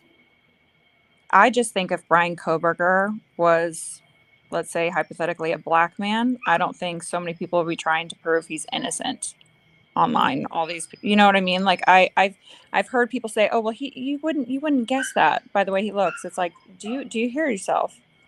You know, you Yeah, don't I have mean, to look a certain way to be a crazy killer. right. I mean, a Exactly. killer body always says like, what does a killer look like? Right. There's so many answers that we can give. But I think if you want to play devil's advocate, like if you're one of those creators that want to play devil's advocate, go for it, right? I salute that. Think outside the box. But when you're starting to speculate on things that either have been proven to be, not fact already, or on things that really don't add up, or nothing, your whole theory doesn't mention anything of the PCA or anything that we can actually have a timestamp on, that's when things start to get a little shaky, right? Because what are you proving the speculation on? There's no, this has either been debunked or whatever the case is. So I think you really have to be careful when if you're going to be that speculative person, you really have to base it on fact, and you have to do your homework. A lot of this stuff you won't find overnight. You know what I mean? You have to Google, you have to talk to people, you have to go on Reddit, you have to talk to, people that are in that town. You're not going to just get it from Google. And in Dot's case, everything that Dot said was Googleable, if you want to call it. It was all that stuff was on Google. So, you have to be careful.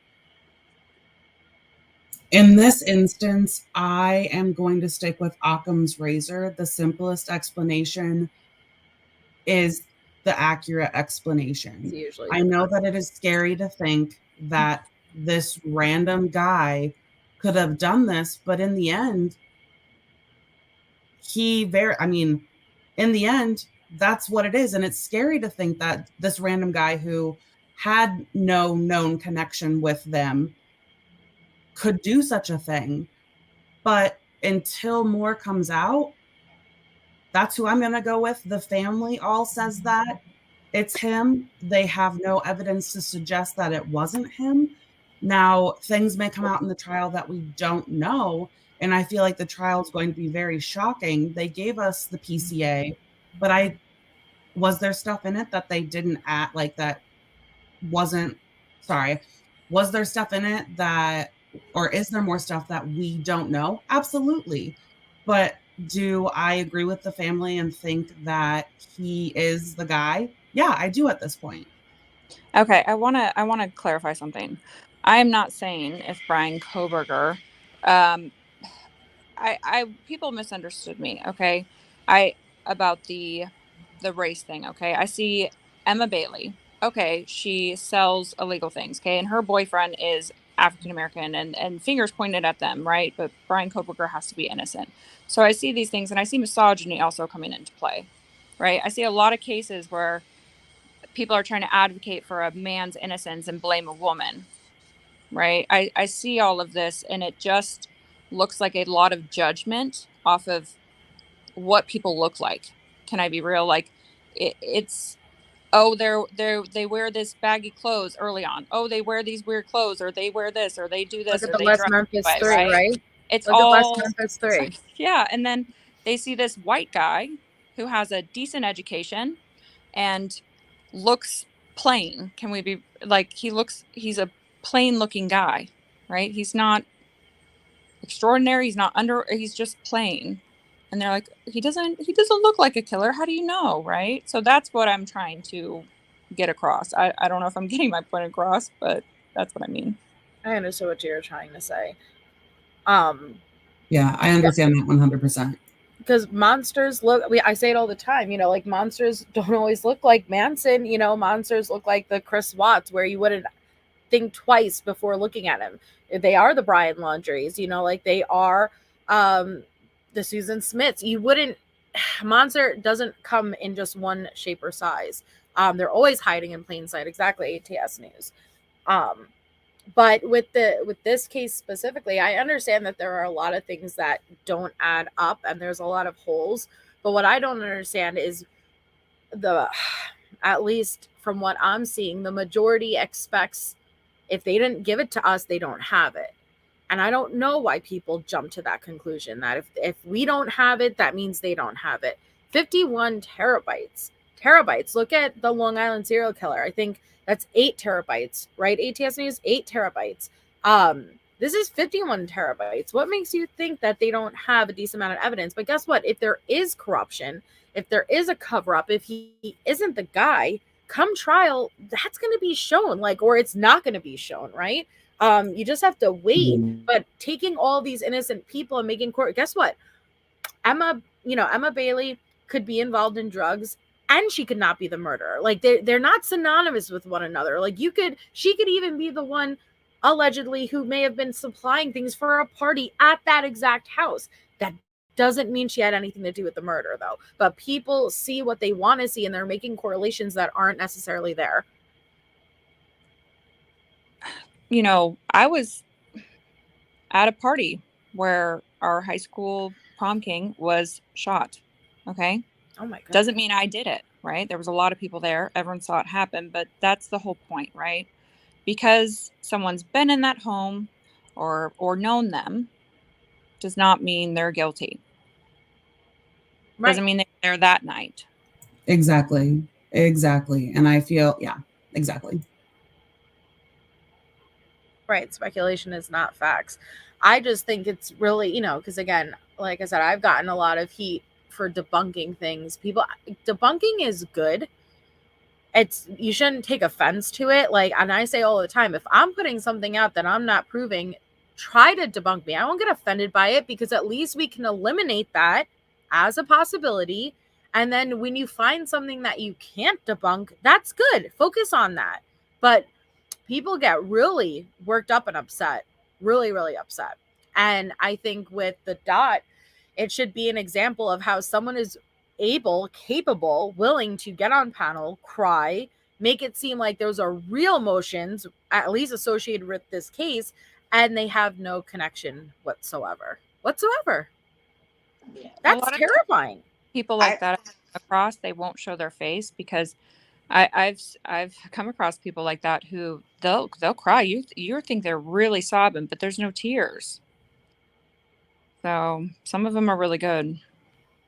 I was gonna say this morning on the live when we got word that a creator was live trying to explain the situation of Dot once they realized they had outed themselves, and we joined this live.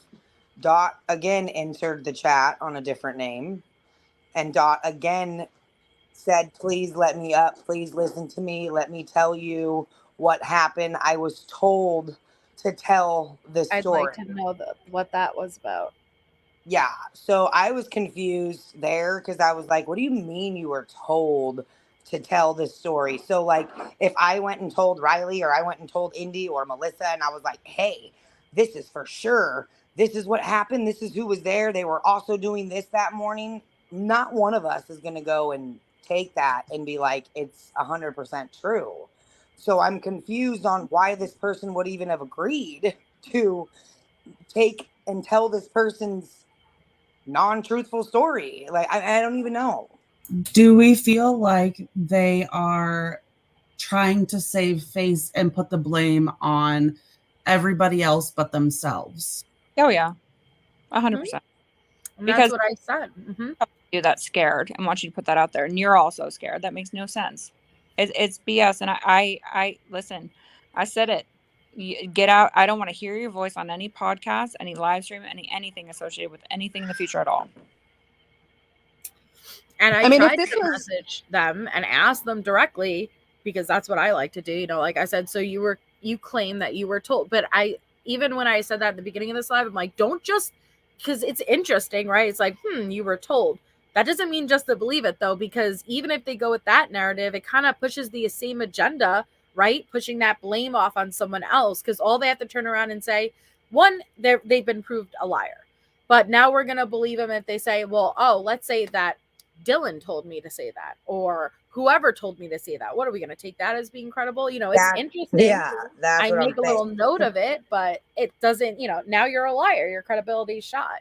Yeah, especially when you didn't show said creator that was kind of very strongly about the story and believed it.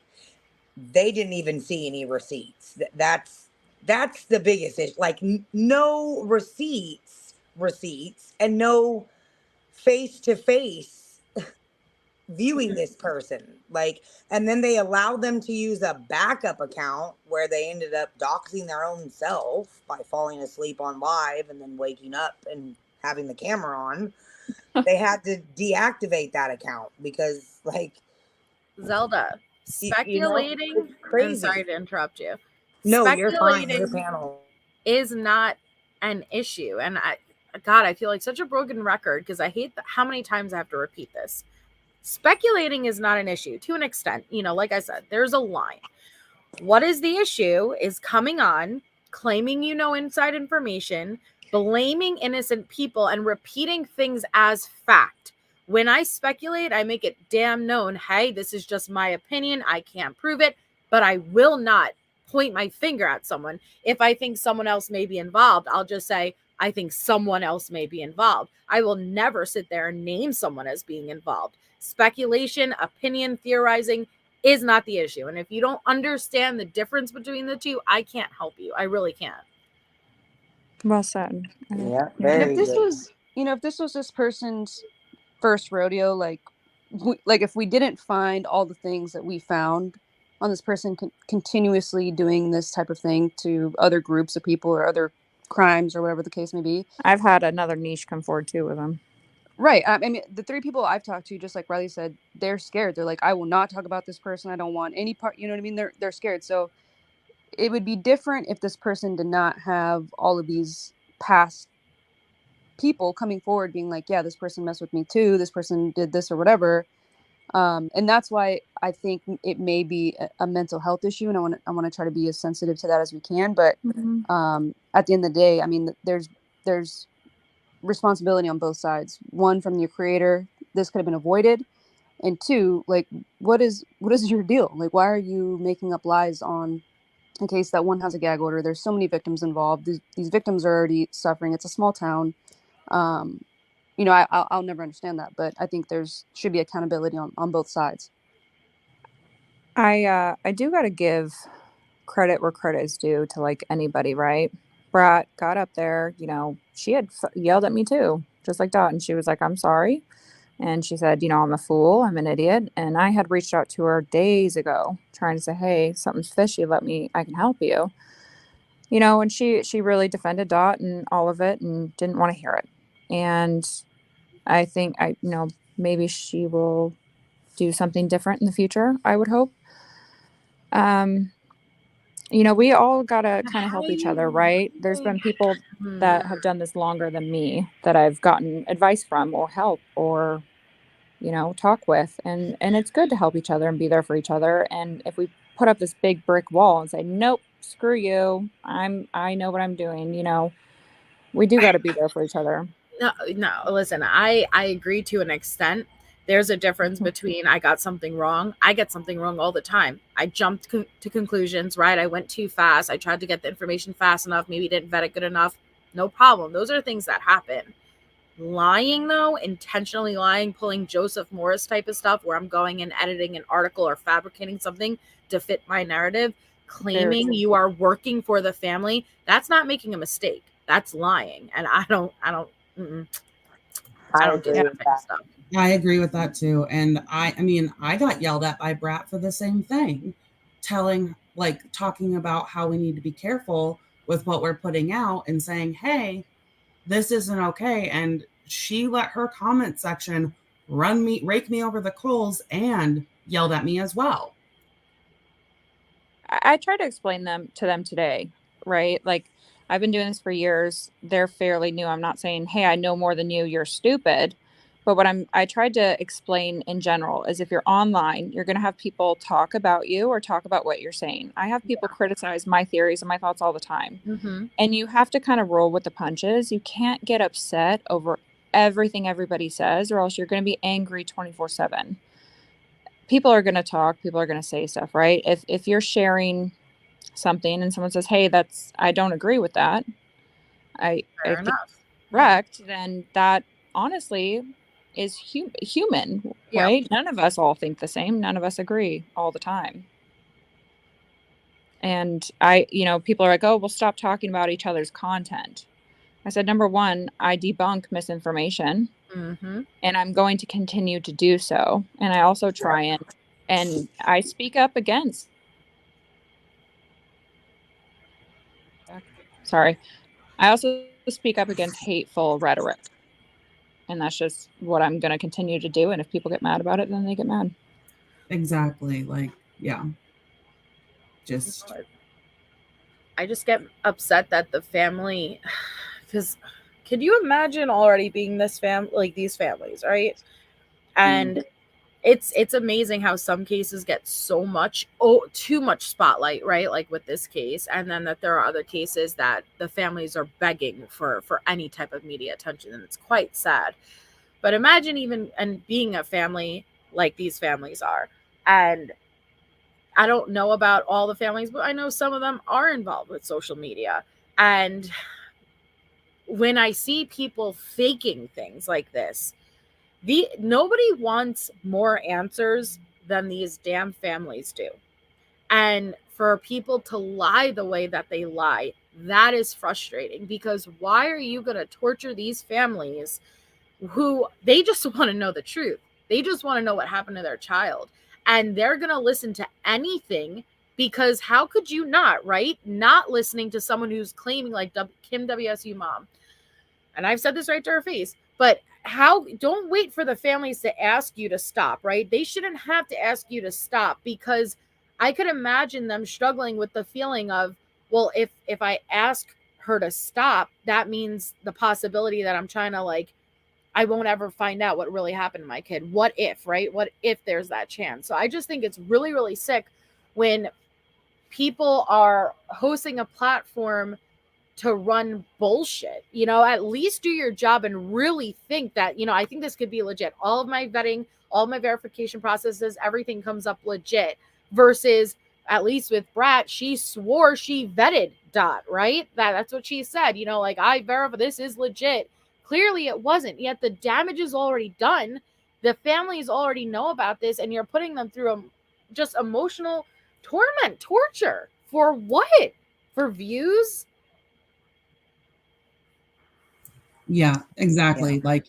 I don't think we'll ever get the reason behind by pushing this and saying that it was vetted, why we went with this and just made it seem as it was fact. I don't think we'll get that, though. And, I told people, I said, you don't know who you're talking to, right? Like the whole put them on video. It could be an 80-year-old person or whomever, right? You don't know. Yeah.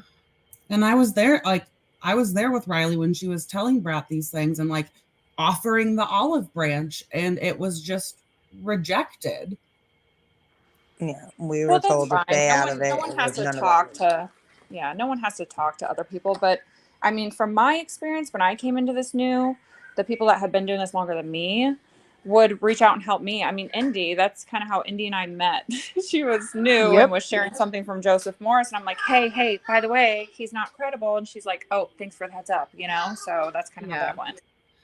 And that's the And beauty, like That. that should be the beauty in this, like, and why we do these things, right? Like, just like Riley said, making a mistake, it's not a big deal to make a mistake. Like, I make a mistake all the time. I think I think it says a lot about character when people do make a mistake and are able to correct themselves and say, hey, my bad, y'all. Like, I didn't know that Joseph person was on that type of situation. So my bad, that's not real. So I think, and me and Riley are really good friends now. So I think that's what really it should be about, right? Like, that's kind of best case scenario here. And I don't understand why other people don't think of it that way. Yeah. Yeah, We can Yeah, all help each I would other. want to be called out. exactly. I I wouldn't would want want to someone to know tell me. too. Yeah. Yeah. But I wanted to say in the comments, I saw Sleuthy Goose, and I've actually like only got to watch like replays of her stuff and like her own videos and even chats Oh my she's God, been I've been in. trying to get in touch with her, by the way. Yes, I'm like, Sleuthy. she does want to talk to you, Sleuthy Goose. Riley does, but that's not what I wanted to say. I wanted to say to your comment, you said people talk about you all the time and like you're used to it and all that. I've only heard good about you and I've only seen good comments about you. I'm Who like, you're doesn't like the like queen Sleuthy? of like Twitter. She's the Like, queen. yeah, I'm like, that's all I've ever heard about Sleuthy. And then like when I watched her video in like regards to the Linda Lane footage, I was like, ooh, I was like, she is so smart. I was like, these little motherfuckers trying to get one on her. Sorry for my mouth, but I think they tried to use her and she yeah, wouldn't do they it. did. Yeah. And I was just like, ooh, she is good. I was like, Mhm. so I've only heard good about you. I'm like, you definitely do your research. So I don't Well, know she's who would be smart talking because about you. if anyone's coming to you and saying, don't tell the cops and I'm this, but put this out for me, it's like, why don't you just upload it anonymously on Reddit? You know what I mean? Where, you know, clearly there's something kind of sketch going on. Yeah, I She follow you said on she Twitter, DM'd you Sleuthy. back, Riley. She said she messaged you back. Okay. Yeah, I think Sleuthy puts out great work. I follow you on Twitter. She does. And she Yeah, plays I've Wolf followed her Oh, forever. Yeah. She was great in the Kylie Rodney case too. Like she was always trying to like, you know, keep facts, read certain like factual articles, like I mean everything. Like I appreciate your work. I don't know who wouldn't like, you know, like you and would have bad things to say. But again, if you're sleuthing and you're putting facts versus craziness, they won't like us. that's what, but yeah, that comes with the territory, and that's what comes with having a public platform, is there's always going to be criticism. Y'all want to know Always. something crazy? Yeah. I was in Yes, contact please. with different journalists, right, who have written various articles just covering this, right? And they've received hate and death threats just to write a simple article releasing the news. So, yeah. And That's people are just like insane to contacting me. them. You're trying to lock up an innocent man and all these crazy things. Really? So. Oh, yeah. Yep. And That's that's why a just lot of the insane. students in Moscow or people that are following all of this, the community, they don't want to get online. They don't want to show their face. They don't want to show their voice because everybody's getting attacked. Everybody. So do you speak to people in that area? Yeah, we do. Yeah. We do. Yeah, we do. Can I ask a question? I'm raising my hand, but can I ask a question? Like, have you guys heard about the narrative that there were kids that knew prior to 911 being called? Yeah, and I feel like we've debunked it on our side. I can't remember. I go to the tickety talk. I know. I feel like that. The tickety talk. I love it. I love the way she says the tickety talk. Listen, I'm new to like text. So like with Twitter, I've been there for a few days. Tickety talk was like my first day yesterday. And so I'm trying to venture out, but like, I want to hear, like, have you heard about anybody that you speak to who has commented on it, whether to verify, whether to say, we didn't hear that, you know, Over what specifically? About as the far times. as kids knowing prior to 911, like there was the whole infamous No. message. So so specifically regarding Dot's claim, right, that people are outside. I can say that nobody saw anyone out back at 8:30 a.m. like Dot was claiming, right? False. And that it was very quiet, relatively quiet, until police arrived. That's what I've heard from multiple people. Yeah, we've talked to people that live nearby. We talked to students, and it's been the same, like almost to the minute. It's been the same story, except for like the occasional person who will come out of nowhere and say that they have proof, but doesn't ever show proof, right? So like, I think we've talked to like 10 locals, and like when I say down to the minute, like they've been able to pull up texts, you know, because everyone got that vandal alert. Like, Yeah. Pull up texts and everything. The closest residents to you know, there's no one that's gonna. Right. So for I don't know, for me, I guess maybe in just maybe our group, I feel like it's been debunked like so many times. Yeah. And I have a close family friend who his girlfriend was very good friends with one of the girls who lost their lives, and they had no idea until when everybody else knew.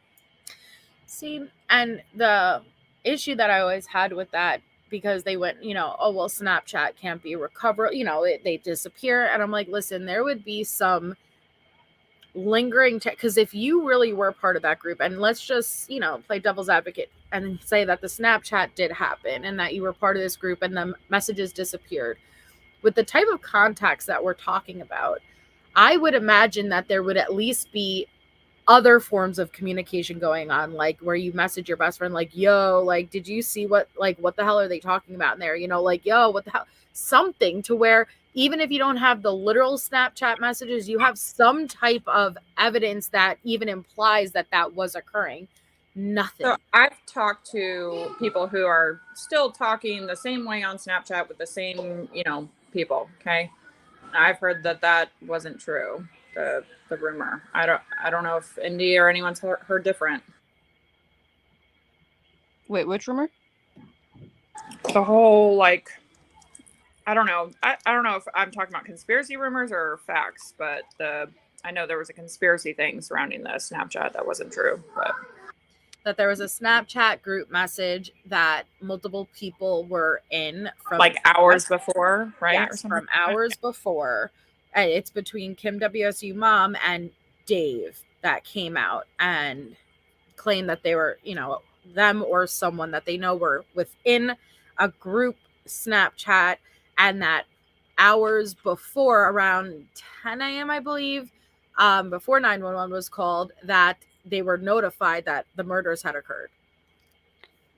And again, I think it, like, for me at least, right? Like if that were the case, if that were fact, then why aren't people flooding the house? Why isn't everyone on Snapchat running the house and breaking down the door and figuring out what's going on at that time? Exactly. Right? It's not true. Right.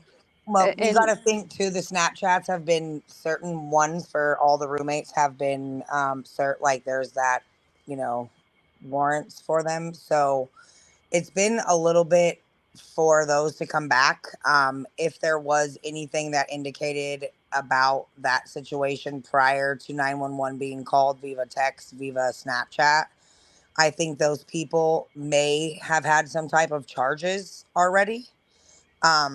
Because that would be obvious that you were making texts or calls or Snapchats in regards to what you claim you woke up to and called 911 instead of, you know, Snapchatting people. That is how I look at it, because I have received a few different things.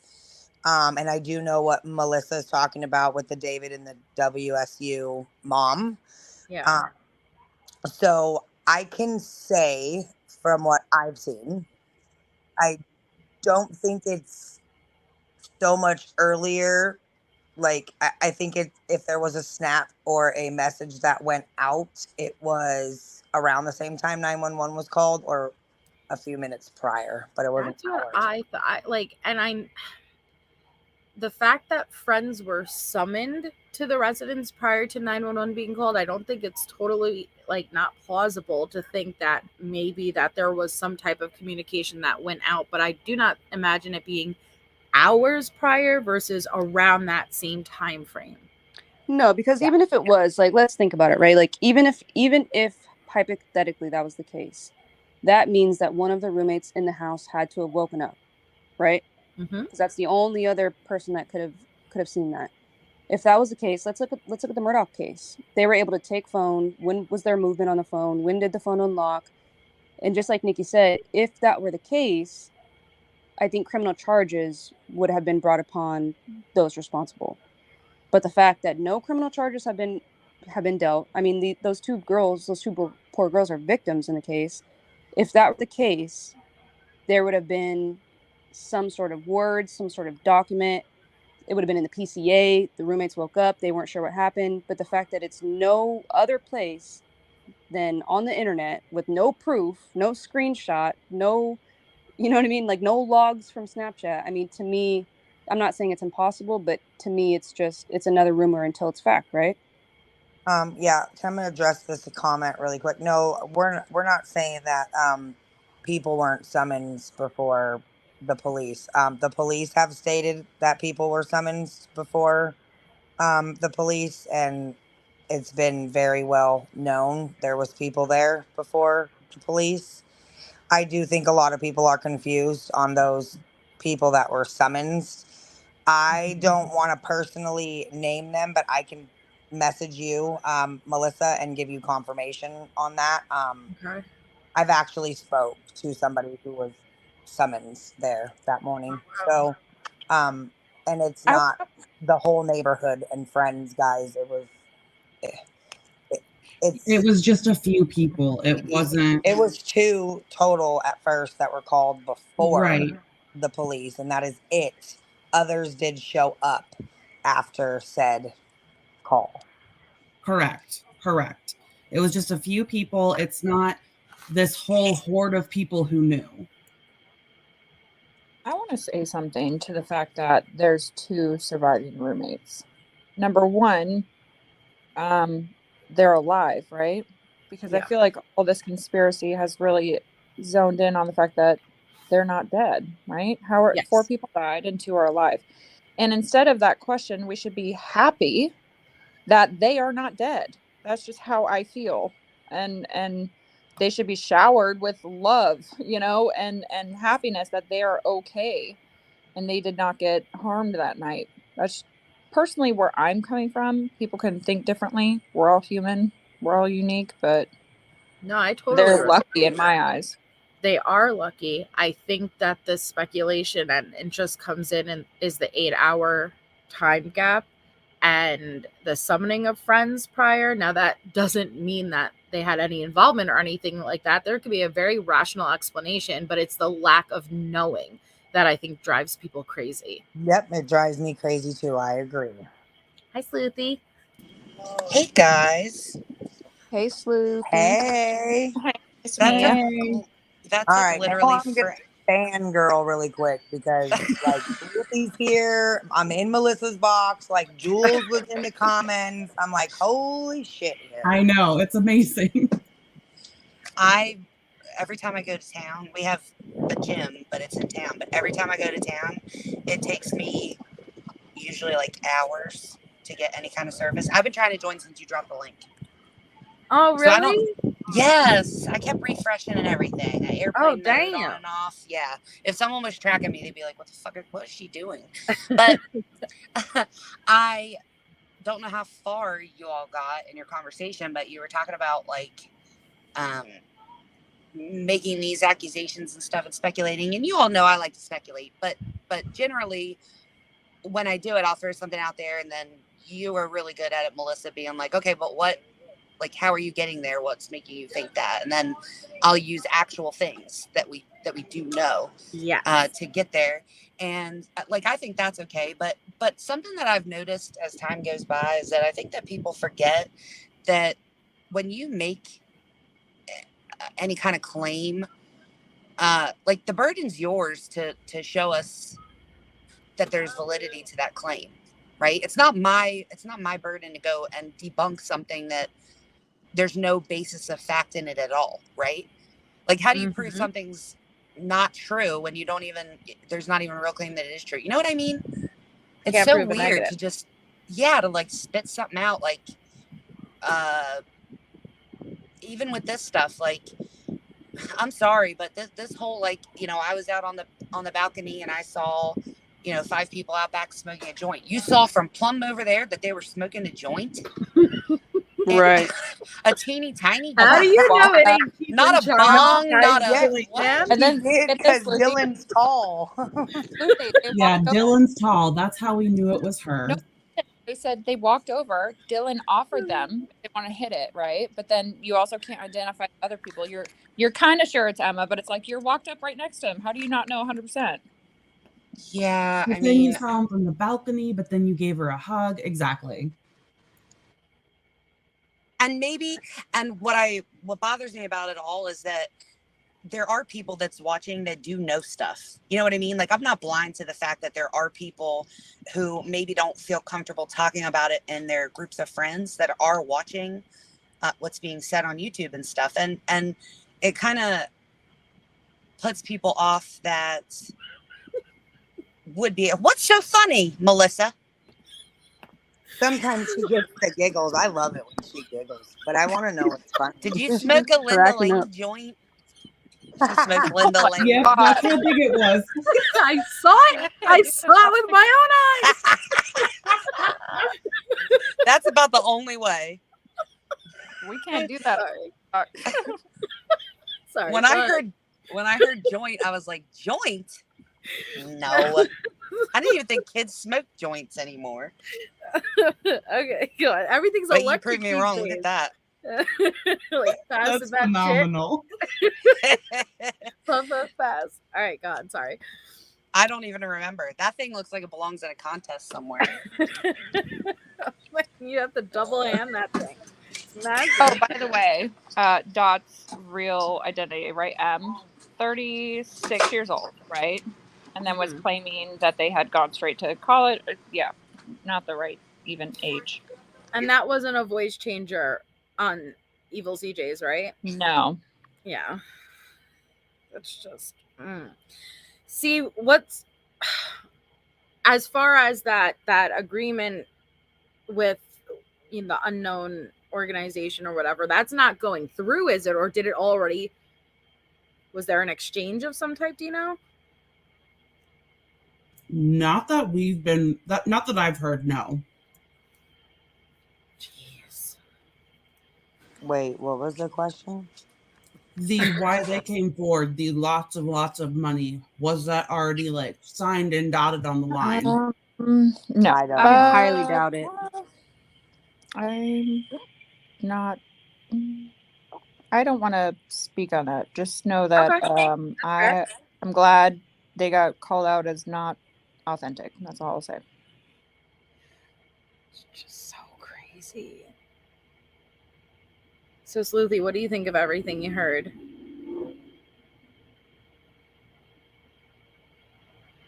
I'm like, I can send receipts to you guys if need, like, if you need to see some Yeah, I'll stuff. send y'all whatever. I just don't, Yeah. just don't want to put it public. Like, I don't want to hurt any more families, but I mean, No, that's totally fine. I totally understand that. Can I just, okay, but my question still is who the fuck is Amber, number one? And number two, how come I got a different story? I really don't even care what the answer is. Like, I'm not going to be mad. I have to know why I got a different story than literally everybody else. Yep. Girl, we were hoping you were going to know That who is a Amber was. Great question. No, I mean, I stuck I'm up for her dead because I thought serious. she That's was... why Riley reached out to you. We were hoping that maybe they told you who they really were. Well, I mean, I know who I know okay, so here's the thing. So when I was watching a live, and I think I sent Melissa a message, and I was like, this person sounds like Amber. Mm-hmm. And she was like, are you sure? And I'm like, I think so. Like, the more time that goes by, this was the 4th of July, like, or maybe it was the 1st of July. I don't even remember, but July it was 1st. it was a while ago. So I was like, yeah, but like as time keeps going on, I'm going to keep forgetting. But I was like, this person sounds like the person I talked to. But my only problem with that is if that is that person's real name, is if what you guys know their real name to be is the real name, then it can't be that person unless that's her mama's name or her grandma's name. Well, probably not her grandma, but like the phone number of the person that I spoke to, the email of the person who I got the email from. Things can be spoofed, right? Yeah, but all of this was, they were all connected to various. Did like the names start? I think. Yeah. I think Okay. be careful with the letter because I'll talk to you privately. Yeah. Yeah, I mean, I haven't put her information out there. I don't like find it necessary. I don't understand A, why I got a different story. B, how this person is connected to anybody else. It's odd to me to come to me. Oh, and, I think yeah, it's very weird, huh? If it's the same person I'm Yeah. thinking of, they seem like they're just some person who's just probably was curious once and got some, but it's weird. Like they don't have real social media. There's no real need for them to be, yeah. Well, they did, and she was commenting in the Facebook group forever. I didn't realize that until after. But told you, Riley. yeah, so but my whole thing is you came to me and you said that you were scared and you didn't want it out. So at this point, if you then went to other people and you were like, hey, you put a little bit of this out, you put a little bit of that out, that way it's all spread out all over, not one person's responsible, then the only conclusion that I can come to is that I better not have lost y'all, because if I did, I will throw this phone We out the hear window. you. Okay. It got super quiet. Someone must have muted, but I have no other conclusion to jump to at this point other than the fact that I feel like the whole purpose was, because it seems it was sent to me, like Steve saying he got it the day before it was released makes sense, because this person on the 2nd. Yeah. reached out to me, no one had it, and then it wasn't even 24 hours. They said, he has it. Then she tried to blame Steve, said that Steve had to have released it. Steve or this person overseas, right? So Yeah. you sent it to me first. So was the whole point was because you wanted me to put it out? Yeah, No, that's what I think. Yeah. And then they tried to blame it on Steve because they sent it to Steve, but just a screenshot. Yeah, like I could see someone coming back and being like, look, she begged her not to release it and she went and just did it anyway. You know what I mean? It's just like, I have a question for you. Was this quote unquote altered audio, was that in this drive or no? Yeah, I mean the videos had audio. Okay, that's all I was wondering about. But I only got two. Yeah, I only got you didn't get to listen, right? Well, I did. I got like 2 increments of 1 hour. I listened to each one and I wrote notes. I didn't watch any of the ones that were coming out on YouTube because I wanted to remember the one that I had listened to. Yeah. And I didn't save it. I didn't ask for more. I didn't see the one. I didn't even see the whole footage of the car, the white car that was like turning around at the dumpsters or whatever. Oh, you did? Honestly, you didn't see that at all, like even in the drive? I saw a screen recording. No, the drive wasn't a whole folder. It was just okay. Oh, see? Yeah. I apologize. It wasn't all given to her. That's me, Riley. That's my fault, and I apologize. So if you do see any comment or anything from me, I did think that you didn't even get to see any of it, and that's what I had said. So I thought that's how I took it from your video, was like you went to go click on the link, and it was like the access was taken, so that you didn't even get to actually see what I'm trying to understand is because I was told certain people got different footage. Okay, one person got this, one person got that. I was curious if you got the like full dumpster footage. No, I got a screen recording of her holding the phone to the computer screen while it was recording. Really? Yeah, but the other Interesting. two. Yeah, I'm gonna say it. Brat had told me that Steve had sent her that footage because Steve was recording it from a screen and sent that to her, but Steve is adamantly denying. Okay, that's just Linda I Lane? believe Steve. I believe Steve. I believe I Steve, believe and now Steve too. I believe Steve too. and now I'm starting to think that there's more than just with this Brat. I'm not sure who she is, but for her to have said that, it's not like she was saying, you know, Amber sent it to me and she had screen recorded, you know, like who else would know about holding the phone to the screen? Like it didn't have a timestamp on it, but it definitely wasn't Steve because I talked to this person. TikTok. The one that she put on TikTok, I said, this is weird though, because if someone had bought the footage, they're not going to have to record off a screen. They're going to have the footage downloaded and in their possession. And she goes, well, Steve had recorded it off his computer and sent me that. Well, I believe Steve. So I do too. I do too. I do too. Part of what irritated me was saying, well, I guess Steve released it. And I was like that's my biggest issue with this whole thing is like, no one cares. Just come clean. What happened? Let it go. People forget. Like, just say it. Like, why are we still getting around? I'm concerned that, okay, if this is so secretive, and I'm sorry, I'm just going to say it. I've heard through the grapevine. I hear from many, many people, okay? I've heard some hints at, I don't want to say it. Okay, I've heard hints at maybe hacking has been involved. Okay. Meat packing? Just hacking has been involved. So that is where my concern came from as well. Do I think she's a hacker? I don't know. She mentioned to me she thought Veritas was one. She said she knows how to look on back-end coding of stuff, whatever that means. I'm just repeating what I've been told in general, okay? Because I don't want to hold this in anymore. I'm letting it out. Let it out. Let it spill, girl. Let it spill. I've seen, okay, I'm just going to fucking say it. I've seen a screenshot where Brat literally says, I have a hacker or hired something with a hacker. Okay. I'm just going to say it. I've seen it. So I've it's out. seen that exact same now I thing. feel better. I feel better now. I've seen it. Girl, I thought you said meat packing. Who knows? That too. It's that joint you're smoking, that little joint. It's a massive joint. That Linda Lane, you gotta stay away from that shit. The dumpster drugs. Listen. Not the dumpster drugs. I was like, what's so secretive about the meat packing, man? Oh man. So hacking, but I don't know. I'll send it to you. You can see it. I mean, hey, See, fuck it. You know, let everyone see it. I'm tired of holding this in, and I don't want to be blamed for this either because I'm not it didn't come out of my mouth. Okay. They'll turn on you. Listen, when that footage got released, people immediately started. I saw a screenshot come out of that white car on an entirely different road. So I was like, oh, no.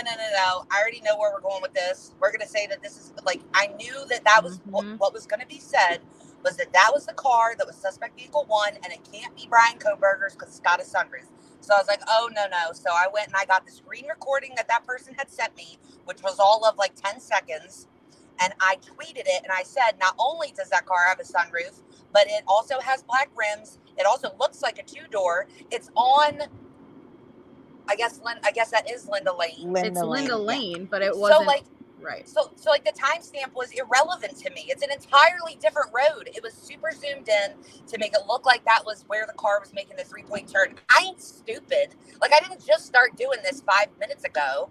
So I put that out, and immediately the whole thing got turned on me. People thought you were trying to say it wasn't and again, like, no, you're like, no, it's just not. It's not his car, and people are like, see, it's not his car. You're like, that's not what I'm saying. Like, it's wrong car, wrong time, wrong road. Okay, I'm gonna say this too. Yeah. Brat had also said that. Fuck it. Listen, I'm sorry, but this is sus. She could be mad at me. She could scream at me like she's done many times before. This is sus. She has said that Veritas and Powderpuff also messaged with Steve. And that, and who are these faceless accounts? Okay. Who are they?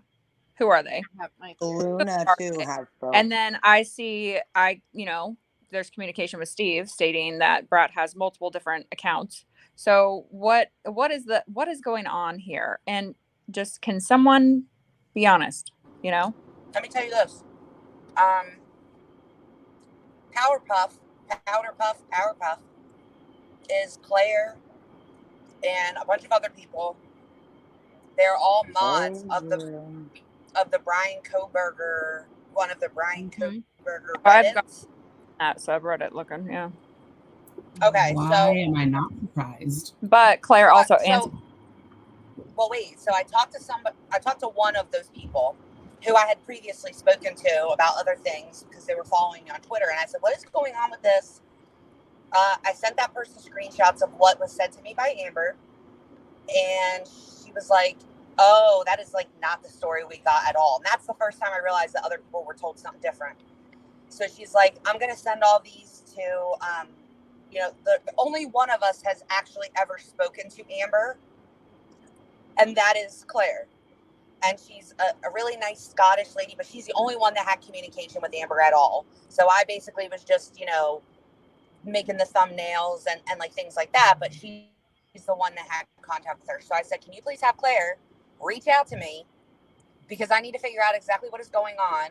Because now videos are being released saying that the only reason that they were released was because, Sleuthy put out a screenshot or Sleuthy had a space and said this, which is nonsense. Right. So have her reach out to me. I will tell her more about the conversations that I had. And I didn't hear from her at all, but she was active on Reddit. So the person that I spoke to, who was Claire, was not nice to me at all. Wait, Claire does want to speak to me. Claire said she didn't want to. You said they got mad at you for what? Can you repeat that, Sleuthy? No, they were saying like as soon as the footage got released, I did a space about it because I was irritated because this person told me they were scared and that someone leaked it. Mm-hmm. So as soon as they heard that, and then as soon as I posted that full clip of the screen recording, they were releasing things and they were like, well, we weren't even going to release this footage because it's irrelevant, but Sleuthy tried to sensationalize it by putting it out with no timestamp. You know who that sounds like? Well, have you heard their voice? Who? That person who got upset with you. No. Okay, which one is that? Powder or which one? Well, only Amber. I've only talked to Amber, and then I've only heard Claire speak on the Drunk Turkey What show. account was it? An account, a username that said that to you? Got upset? Well, they didn't say anything directly. They were commenting on a Facebook page. Veritas or okay. Well, never mind then. It was Claire. Okay. This is what's weird about Claire too, right? She lives in Scotland, right? But she's also posting things on Reddit saying, "Oh, Facebook's listening," but yet it shows Facebook for sale near you, and it's Washington cars. So I'm like, you live in Washington? Like this, it's just weird to me. I don't know if they're using like this VPN, putting themselves all over the place, or what. I don't know. Something's odd, or it's multiple people all having access to Claire.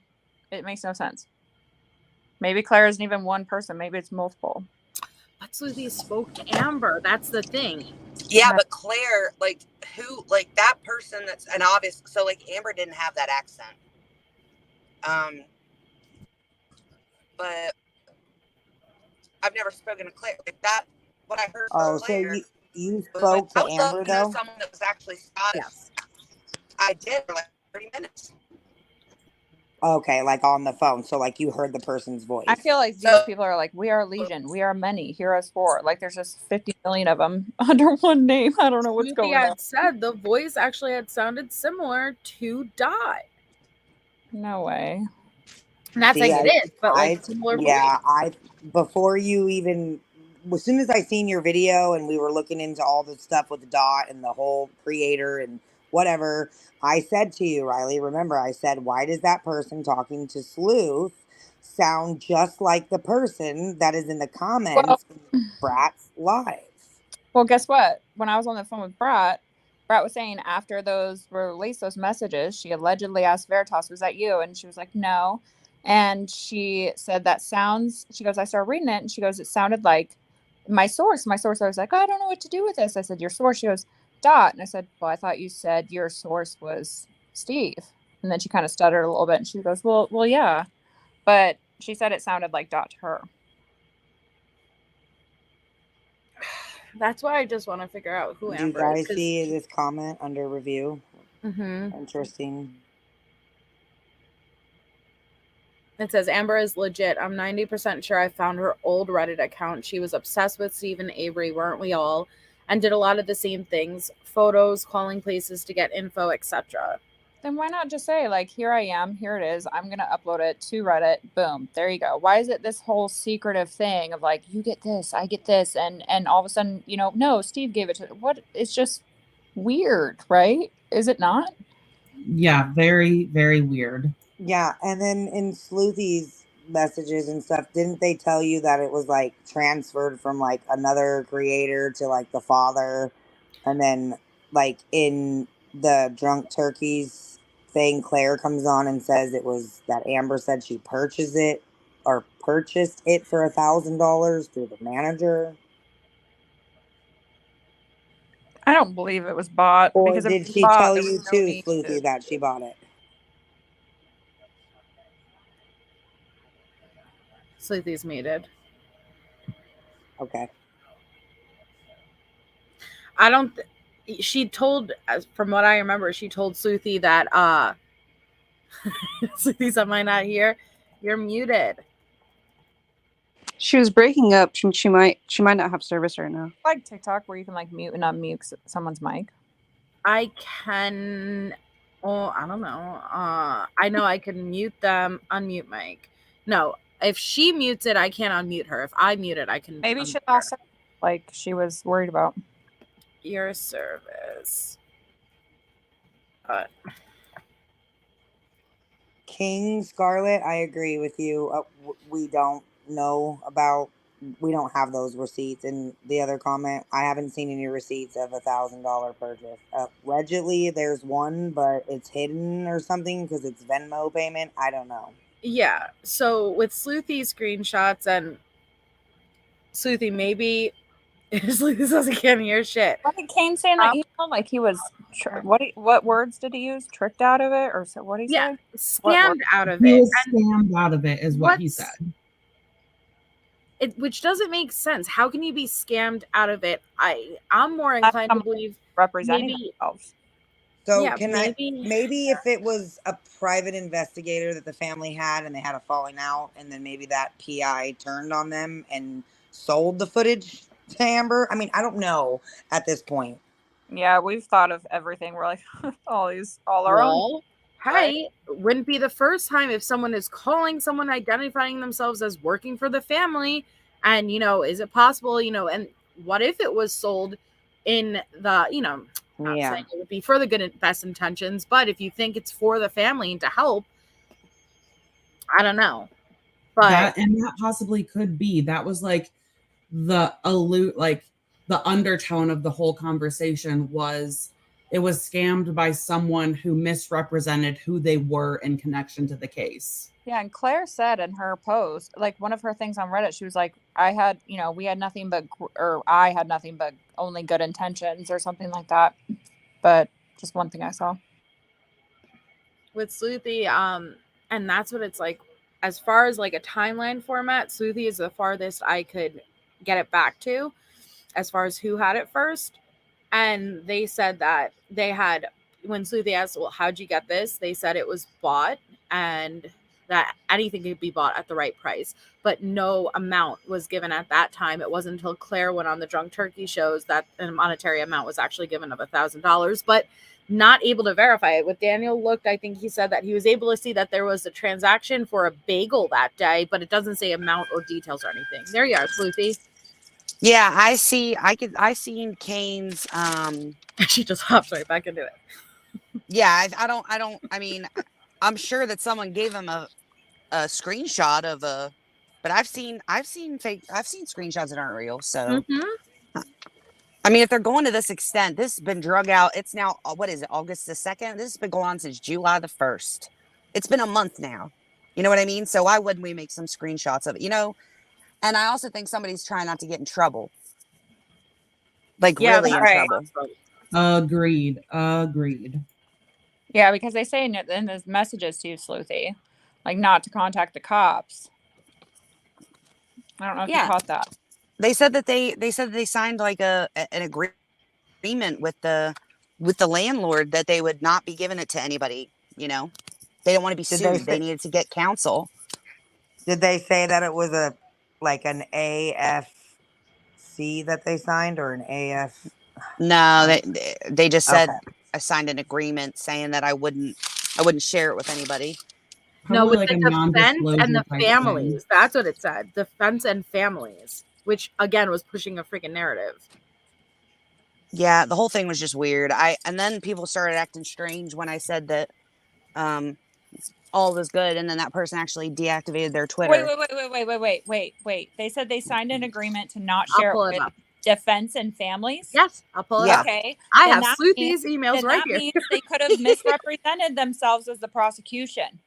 100%. Oh my gosh. And wow. that's what the undertones of the conversation I had is. Yep. I hadn't even thought of that. No, that was really good. And that would explain also why people started being weird and showing up on other panels whenever I made the announcement that everything was fine. And then like the Twitter account disappeared because I said that I had taken a screen recording of everything that was said to me and sent it to the prosecution and defense and Shannon Gray since he was brought up too. Yeah, we should speak privately after this because I have a idea for y'all later. Agreed. Well, there it is. I signed an agreement with the owner. I will not give it to the defense or the families. Right here. But yet they sent it to Steve because they say that later on at the end of the message. Never mind, Steve has it. And then they give it to other YouTubers, TikTokers to post. You know what's funny? I got a panicked. Oops, sorry. No, I was gonna say I got a panicked message also after I did my space, that really long space, but really only like the first hour of it is me kind of explaining stuff. But I didn't even really say nothing. I was begged to take it down, and my YouTube video begged. Yes. And I'm curious now too. Wait, I'm sorry. You were begged to take down your video and my Twitter space. Yep. About the message. Yeah, about the footage period and someone reaching out to me and what they said to me and yada yada. It's because the way it laid out publicly is that all of a sudden this footage was being leaked. And then it was that sunroof footage of making it appear like that was taken from 1330 Linda Lane when it wasn't. It was on Linda Lane. Okay, it forced Sleuthy to come out on like a Twitter space to where it's like, all right, I'm going to speak up because this stuff is getting out of control. I was reached out. I know the full context, X, Y, and Z. Then she came onto YouTube and she did a live where she showed the screenshots and her full interactions.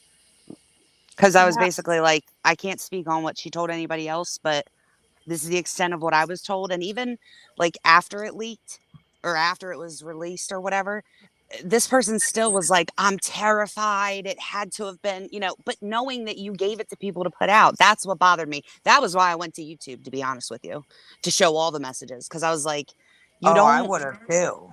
Yeah. I'm like, you don't like beg someone not to I didn't even tell the people I speak to on a daily basis. I didn't tell my best. I didn't even tell my 5-year-old.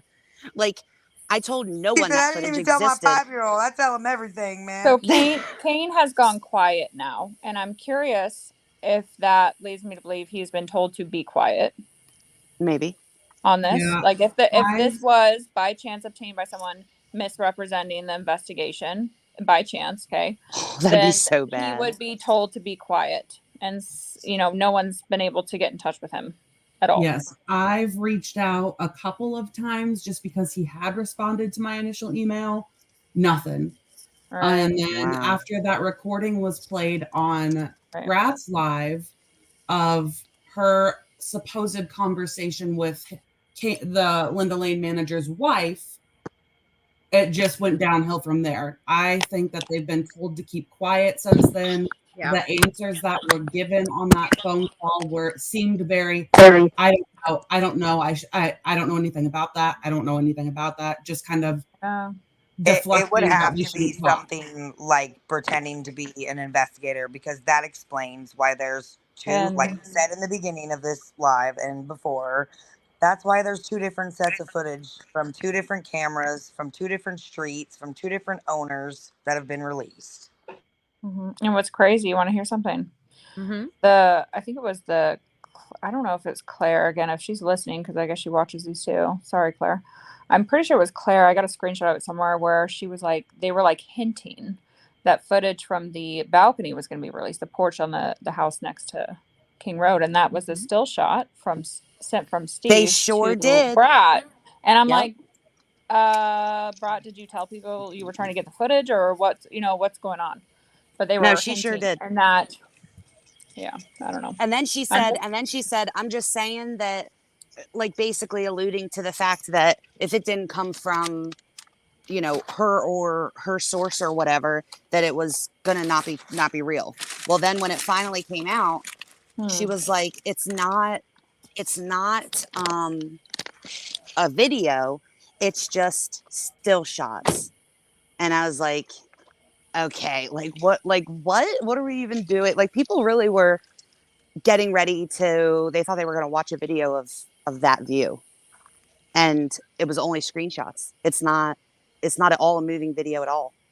You can't, it's nothing. And that makes me think, because I messaged with Steve, that makes me think she was trying to get him to send her footage so she could release it. And Wow. you know, That does sound like that as well. I'm not accusing anyone. I'm saying this is what it sounds like. Okay. FYI. Yep. No accusations. It's just what it sounds like. I mean, I'm not either, but my God, the audacity, the level of audacity you'd have to Girl, go I made to a neighbor shirt and for say this you're face like, that I says can't the even. audacity. It's crazy. Why do they do this? What a week. Feeling very uncomfortable with this whole thing. I feel like something is not good. That's where we've been. On YouTube, we've been saying this for a long time. I mean, I've been feeling that way, but I'm like flashing back to Brat on live, where I'm first ever in contact with her, commenting, where did this come from? It all came from Steve. I asked her straight up, did he ask you guys not to release this? And she goes, no, he asked us to release this. Well, he wanted this out for the truth. And Steve is saying completely different. So this, and they immediately blamed Steve in this. As soon as Sleuthy went right, where is it? Steve had given it to JLR. Right, and they're also under gag order. Mm-hmm. They can't talk. So, I mean, if you're trying to make credibility, like hypothetically, again, no accusations, if you're trying to make something credible, right? Who's more credible than a father of one of the victims? Exactly. And then also, they can't talk. Yep. Publicly, right? Or maybe they can about this. I don't know. I don't know exactly, but. I mean, they can, but that's besides the point. I mean, you're right about, I think people often will believe the parents of a victim just because of simply what they are. And I'm uneasy about it too. But what I can't think of now, I know you say you've only heard good things about me, but I'm here to tell you there's people that really don't like me. So, so like when this popped up, I was like, it's not surprising that like somebody would have their ass burned up on the platform somewhere, and that this whole thing was to try to set me up. But it's like continued, like it's still going on, and I just can't understand what. Well, I want to let you know that us TikTokies, or what do you say, Melissa? Tickety-tockety. Tickety-tocketies, we have all said that we thought Sleuthy, you were being set up. Like, that's how it looked. Like, we were like, and I've been putting little videos here and there. I know my channel's little here, My channel's little now on Tiki Talkity because I got banned for speaking a lot of truth. But that's okay.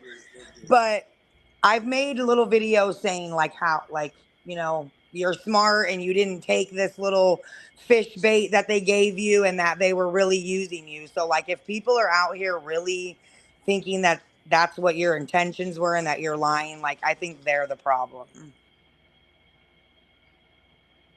Amen. So again, 1112 doesn't have any, the 1112 that we know facing the King and Queen Road intersection doesn't have any audio with it. Oh God, I want to say something else too. Just do it. Just say it. Just do it. I don't know if this is accurate. I will state that. Okay. I don't know if it's accurate, but this does come from someone in Moscow that I had been told that I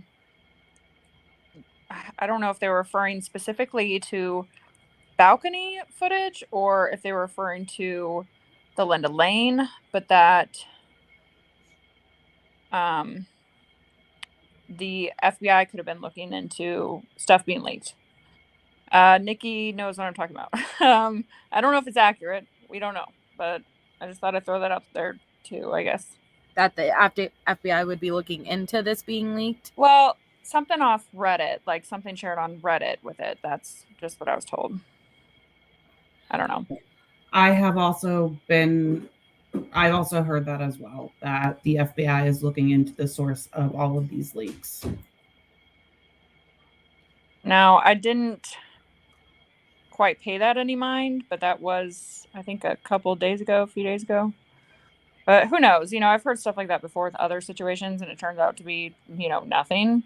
But just thought I'd throw that out there.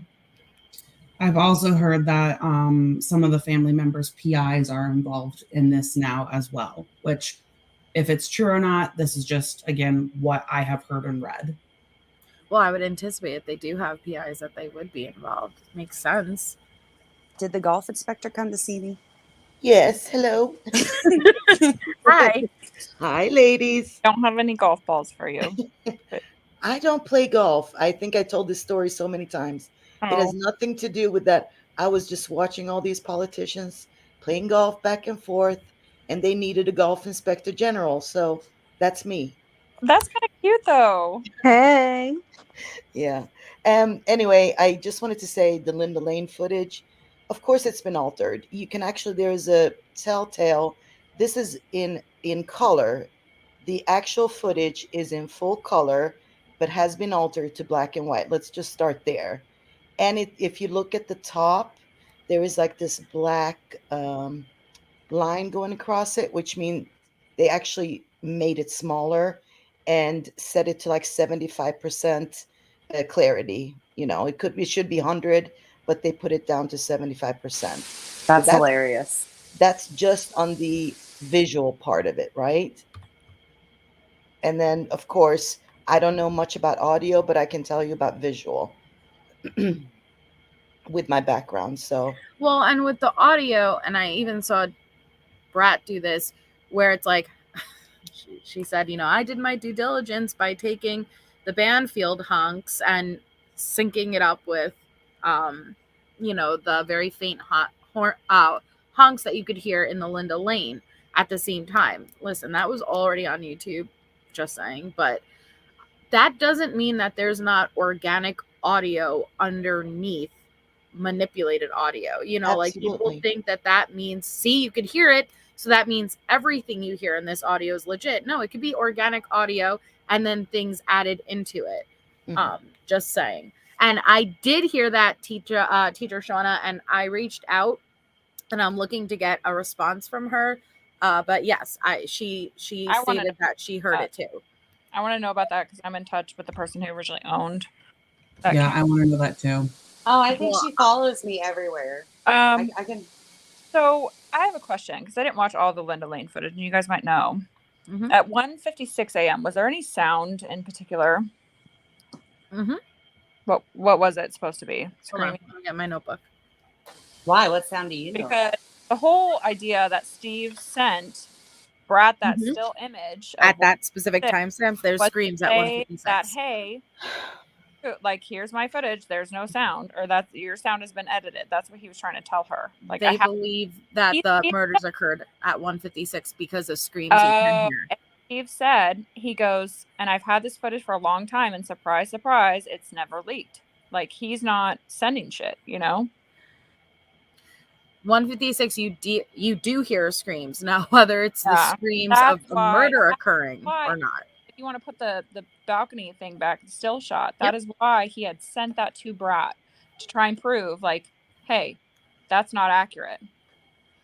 I don't know why we're even giving validity to what Brat says about having any contact with Steve. No, that comes from Steve telling me that is But just. that's what I was so confused about prior to you coming up. I'm like, wait, was it stolen? Because if he gave it to her, I'm Well, so it was confused. stolen, but then also he says he gave that still. So, you know, I'm curious if someone. Are you sure? Like, now, wait, because Yeah. the footage was stolen. So if someone's seen a full video of this, right? I'm curious, is that from the stolen footage and altered, right? Because someone ripped the camera off the house. Well, we I know don't one think thing. so. We know one thing. We know that Olivia, the sister, had access to some kind of footage the day after because she was very adamant about the girls getting home at 1:56, right? Yeah. And that's from watching footage. Yeah, Steve which- said he got it not nefariously. Yes, exactly. But I'm still going back to the point you said. Who told you? Like, how did Brat present that to you? That she had contact and Steve had sent this to her. Like, She was on live in front of everybody, and she was saying Steve gave me footage of Linda Lane, gave everyone else footage of Linda Lane. You know, this all came from Steve.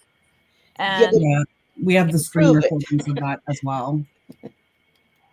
I don't understand. People say a lot of things. wanted all apparently. out, which Steve is adamantly denying, and the family in general is saying she's I don't want to be mean. Saying okay, lots of mean, angry stuff. That's Well, it. can you blame them? Because it's being also used in a way. I'm telling you, with the way people are involved, it Yes, can cause Jules. serious issues. It really can.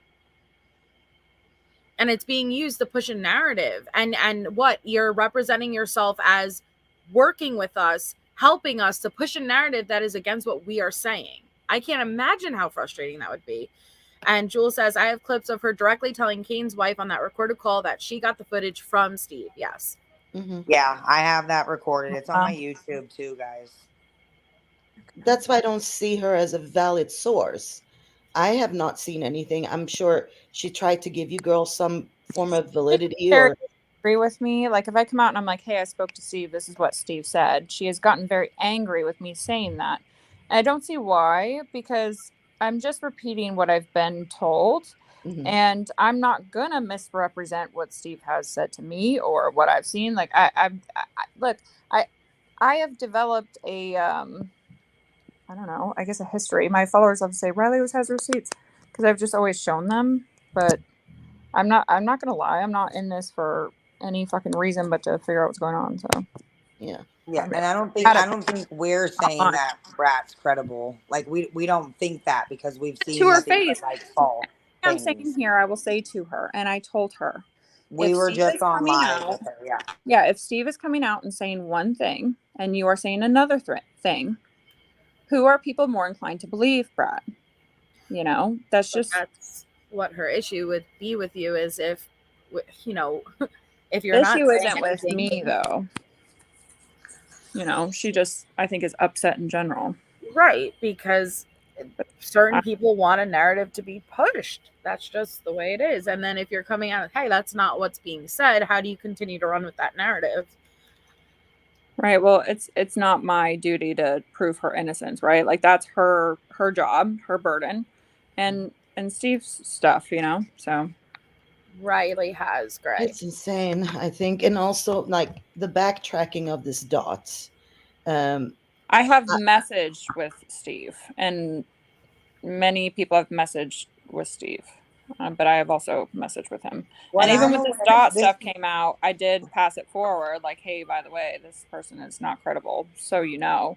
And then I was receiving information that, whatever, it's just a mess. I reached out to the family in regard to the footage first on July 14th, which is my father's birthday. I have the receipts to show. It's on my TikTok, it's on my YouTube. After that, somebody by the name of Murder Mystery Mindy reached out to the family. I was already in contact with Riley. We were already working, trying to figure out the dot situation in the story, as well as the footage. Then Riley reached out to the family. And then the Murder Hour reached out, and we all received pretty much the same thing from the family based off how we approached the family and asked the question. Indy, I'm not sure if you reached out to them or not. I'm against reaching out to families. Okay, Me I'm too. so against it. But with this situation, it's like, what? Hard though, yeah. Like You see sometimes stuff of hacking. You see stuff Right. of this. I'm hearing stuff of cameras being ripped off of homes. Like, I'm sorry, but at that point, I'm like, I need to talk to Steve. Like, this is crazy. So It's getting bigger and bigger. And honestly, at this point, I don't think the family should put out any statements I whatsoever told them. via YouTubers. Yeah. This should be Shannon Gray putting out a statement like, stop. Yep. I explained You too. know? I said, anything you send anyone, please just assume it's going to be put out there, because you Yeah. don't know who people are behind stuff. And, they're grown adults, but I just, said my piece. That's all. Hey guys, I am going to hop off, but I just want to say I really appreciate that I was able to come on. It was really fun. And I will tune in and just listen in the background. Thank you so much for coming up. I appreciate it. Bye. Bye. Bye. Bye. Bye. It's now, and have you been able to confirm it is actually Steve you're talking to? Yes, it's been confirmed because there is somebody. Okay. Yes. Yes. You say that there's somebody that's pretending Nikki, to be you want to Steve answer that- it? That part. What? There's someone in direct communication with Steve, getting very unfiltered responses from Steve, very upset responses. Okay. It has been confirmed. Yes, I've been messaging with Steve. So Now I can. it's. Yeah, I can. I'll show you screenshots. I'll send I'll you send it to you. redacted. Too. I told her in the back chat. I won't show anything Thou shall publicly. not kill. Huh? Yeah, no. So I have spoke to the family only on the business page. I was not reaching out to nobody on their personal page. I reached out to the family's personal page that I had spoke to them prior to, like, I'm not early on in this case. I was reached out by family. I'm not gonna put them out, or they just thanked me for being positive, and it led to a bigger conversation and just always, checking on, if they're okay and so on. So I was doing that through a family member. I'm not naming them, their personal page that they reached out to me. Then I was reaching out and speaking through the personal page on Facebook that everybody can message. And that is ran by, from what I know, 3 people: Olivia, the mom, and the dad.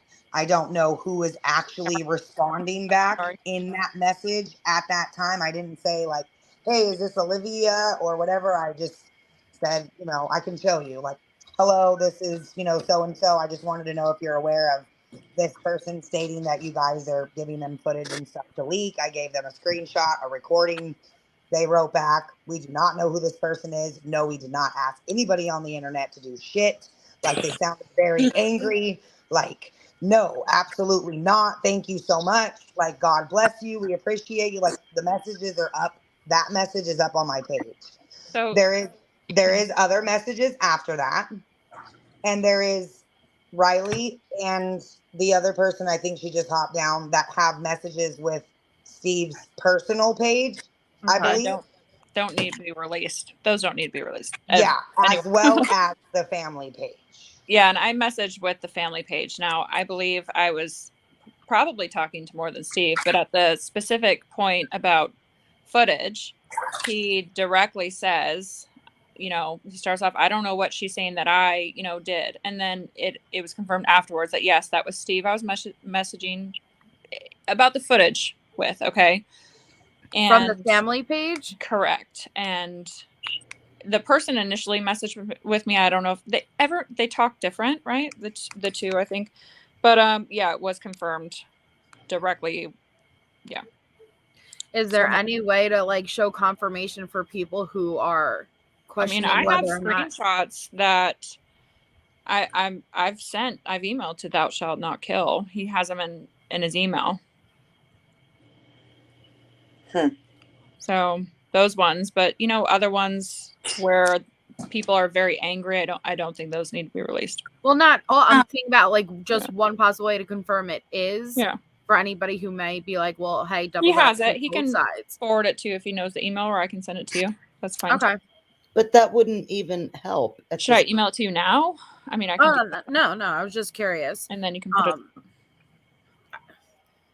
it. There's one message from the family's page on my YouTube if you want to pull it up and put that's the one I show. But with the family page, it's hard because I don't even know who's behind the family page, you know, like because at one point it was that admin, I forgot the name. So you can clearly tell it's Steve even without confirmation from somebody else directly, you know, through cell or whatever. Because he says, I don't know what she's saying I gave to you, right? And then he goes, this is what I sent to Brat. I said this. And you can 100% tell it's Steve saying it. Because I don't think anyone else on the family would say, yeah, what is she saying I did? I mean, everyone's messaging the family about Brat saying Steve leaked, right?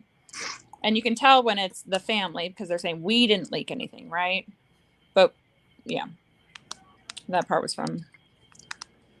Well, I mean, but that family page is meant actually specifically for people to reach out and for tips. That family page, the Gonsalves family page, that group, is it still active and open? It's active. Mm-hmm.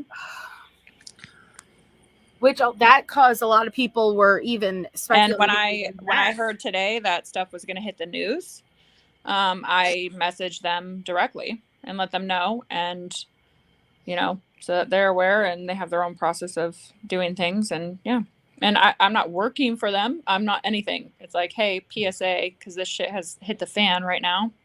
And they shouldn't even have to get any messages from me or anybody about this. Yeah, they shouldn't have to get anything. Yep. And that's what sucks. They shouldn't have to be bombarded with this. Like, and it's like you're put in a situation where it's like, all right, I'm trying to do this to stop the misinformation from going. And I totally understand that aspect.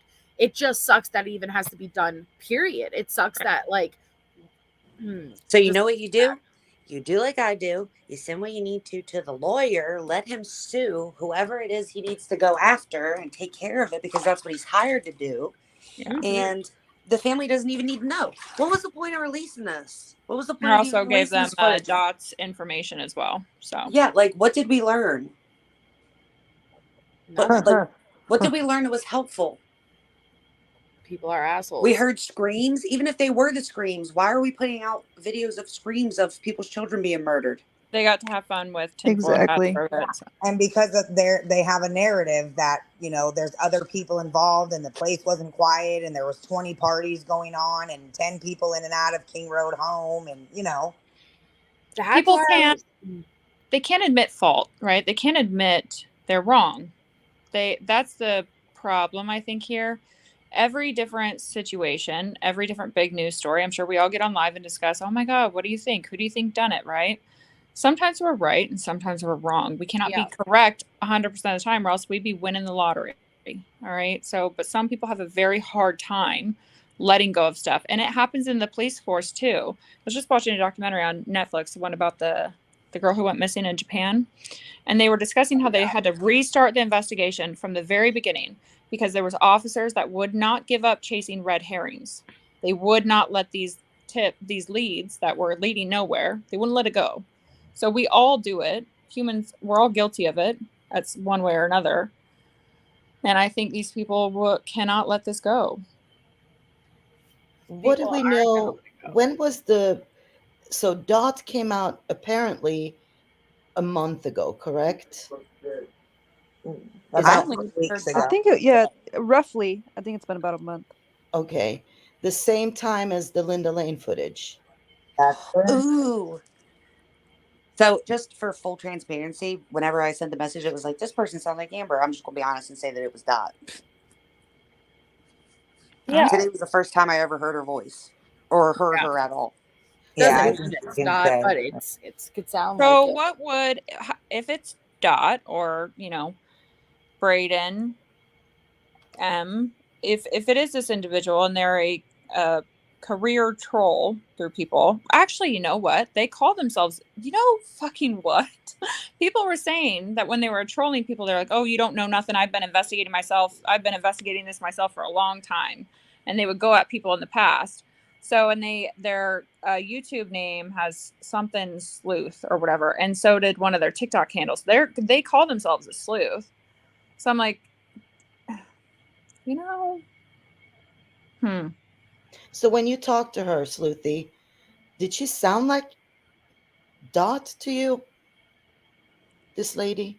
From I what I remember, yeah. Yeah. I mean, And that's the closest voice I've heard, yeah. you didn't save it for yourself by any chance? Not here, no. Okay.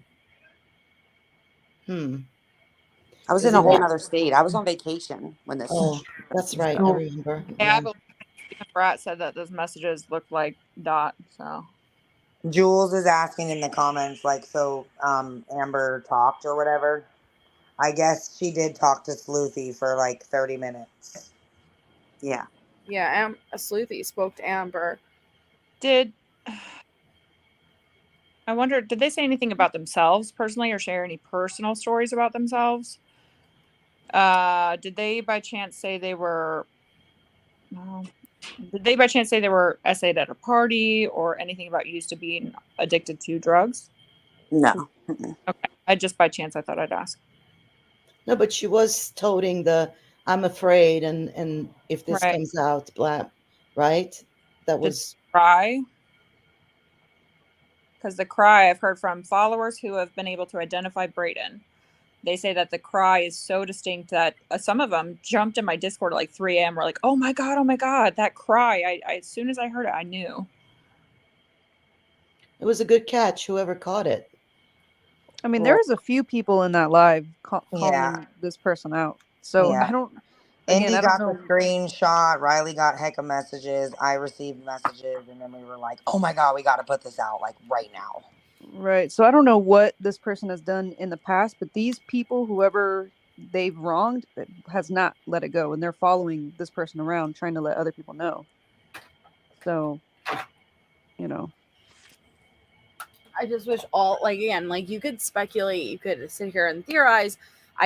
I wish that all of that crap would stop as far as putting out the narratives, claiming you have inside information, accusing innocent people, because ultimately that drags that like the family shouldn't be in the position where they even have to do this. And it's gonna mess up. I have a feeling laws are gonna probably change because of this damn case. Can I say something? Isn't it weird? You guys were in the Discord as soon as look, I'm not accusing, I'm just saying it's kind of funny. When I sent stuff to Brat directly and I was like, meet M, and it had the Facebook and their name and all that, and then a minute and a half later, the M dots, whoever, their Facebook was gone. Like right away. Like that was what a quinkydink. Not accusing, just saying it's interesting. Yeah, there are too many coincidences that just how they fall in place. I don't understand. So what you guys were told today by Brat was that Dot was pushing for a movie about this, and that was the motive. Did I hear that right? I don't think. I didn't say that. No, I don't know about that. Or I don't Siri? want to get much into that. Oh, okay. I just heard something. I don't know what that was. I said it because I've heard, listen, I've not heard from one person. I've heard from several. Brat tells a lot of people a lot of things, because I'm going to be honest here. I have filmed with Paramount that ended up on Paramount UK, Peacock, A&E, Lifetime, many different things. If you are filming, you do not talk about it, and you definitely don't name networks at all. I think she's told me even in a message about, ask this person, ask this network, I'm like, what? Because I know how it works. And then even if you're not filming with them, you don't name drop them, because there's other networks and there's other people watching you. You never know who's watching. If you're throwing out names, they are not going to want to. It's like a ethical, I don't know. It's like a respect thing, right? You don't name drop them. I think you also sign an NDA first of all. Yep, exactly. Even So before you sign something, you got to respect them, right? If someone's trying to work on a project and you talk about it, they don't want that. I've worked with tons of them, but yeah, you're not supposed to say anything. So with example, See, look, Jules is every saying she's heard Peacock, that rumor. every documentary I've been a part of, I was not allowed to say anything. Literally, when the trailer drops, they tell you, here it is, it's out, there's a trailer. That's it. You don't know even when the trailer's going to drop. They don't tell you anything, and you're not supposed to say anything.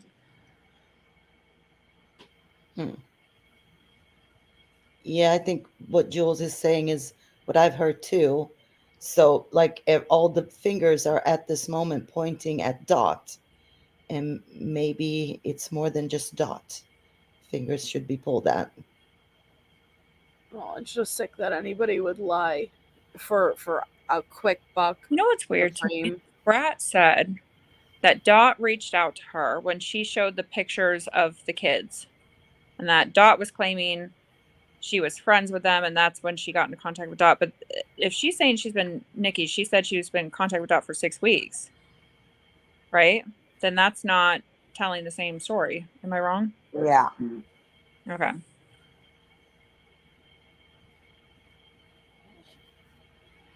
It's a freaking mess. It's sad because Brat really, like, she even said to us when, like, she admitted, to being fooled or whatever, she even said, like, kind of tried to bring in some other people and was like, well, it just sounded like their story too. So I sounded like Dot knew, what they were talking about, but it was like, whose other story? Because, like, nobody close to the case like that is outside doing public statements and doing, like, they're not. And if they're talking privately and stuff, they've probably been talking to people that, are smart like Sleuthy and didn't fucking air shit all over the damn internet. Like, I mean, this is crazy that you guys would think that all this information and talking to the FBI and the police and all that, they're not listening to me, and they think I'm a joke, and that's why I'm coming to the creator, because she listened and she has a heart and she doesn't know anything either. Like, we none of us do like that. Like, they should have never came to know YouTube or TikTok to tell their story. No, but Sleuthy adds validity to what they're doing, except Sleuthy didn't take the bait. That's what I'm saying. Like, if they wouldn't have done it like that way in the beginning, it would have been released 2 days earlier, probably in a whole different way. At least Sleuthy saved it from 2 more days from being released, because they thought they were talking, with somebody that was gonna listen. Like, I mean, she was listening to them, but I mean, like, that wasn't gonna end up having to air it out. But Sleuthy also thought that she wasn't being played and it was gonna be fucking all over the internet 2 days later. So that's the kind of stuff. Like, thank God Sleuthy was reached out to first, so that we have these receipts. You know what? Nikki, well, never mind, I'll tell you later. Maybe I should, well, I don't know. I'll get confirmation before I can publicly say it.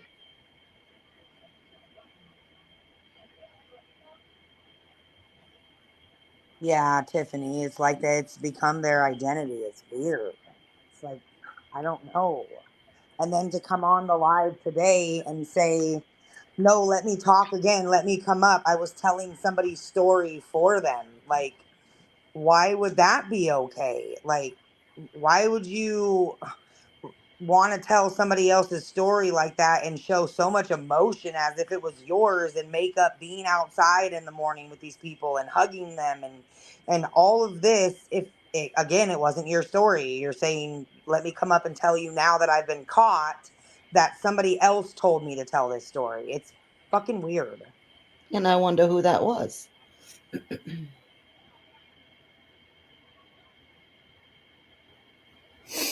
She put herself on the scene of a crime, by saying what she said. And that's bloody serious, if you ask me.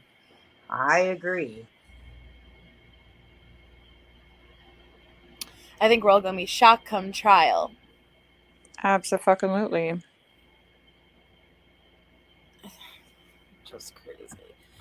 I hope that the families can find peace, and that, what I hope doesn't happen, which is probably gonna happen though, no matter what, is look at like with Watts, right? He signed, guilty, whatever, go away, and it just actually made everything that much worse. And do you think even if Brian is convicted, guilty, or even if he got off, like nothing is gonna probably make this case settle down? And that's just really sad come for the families, because I just hope they get to a place where they can get peace.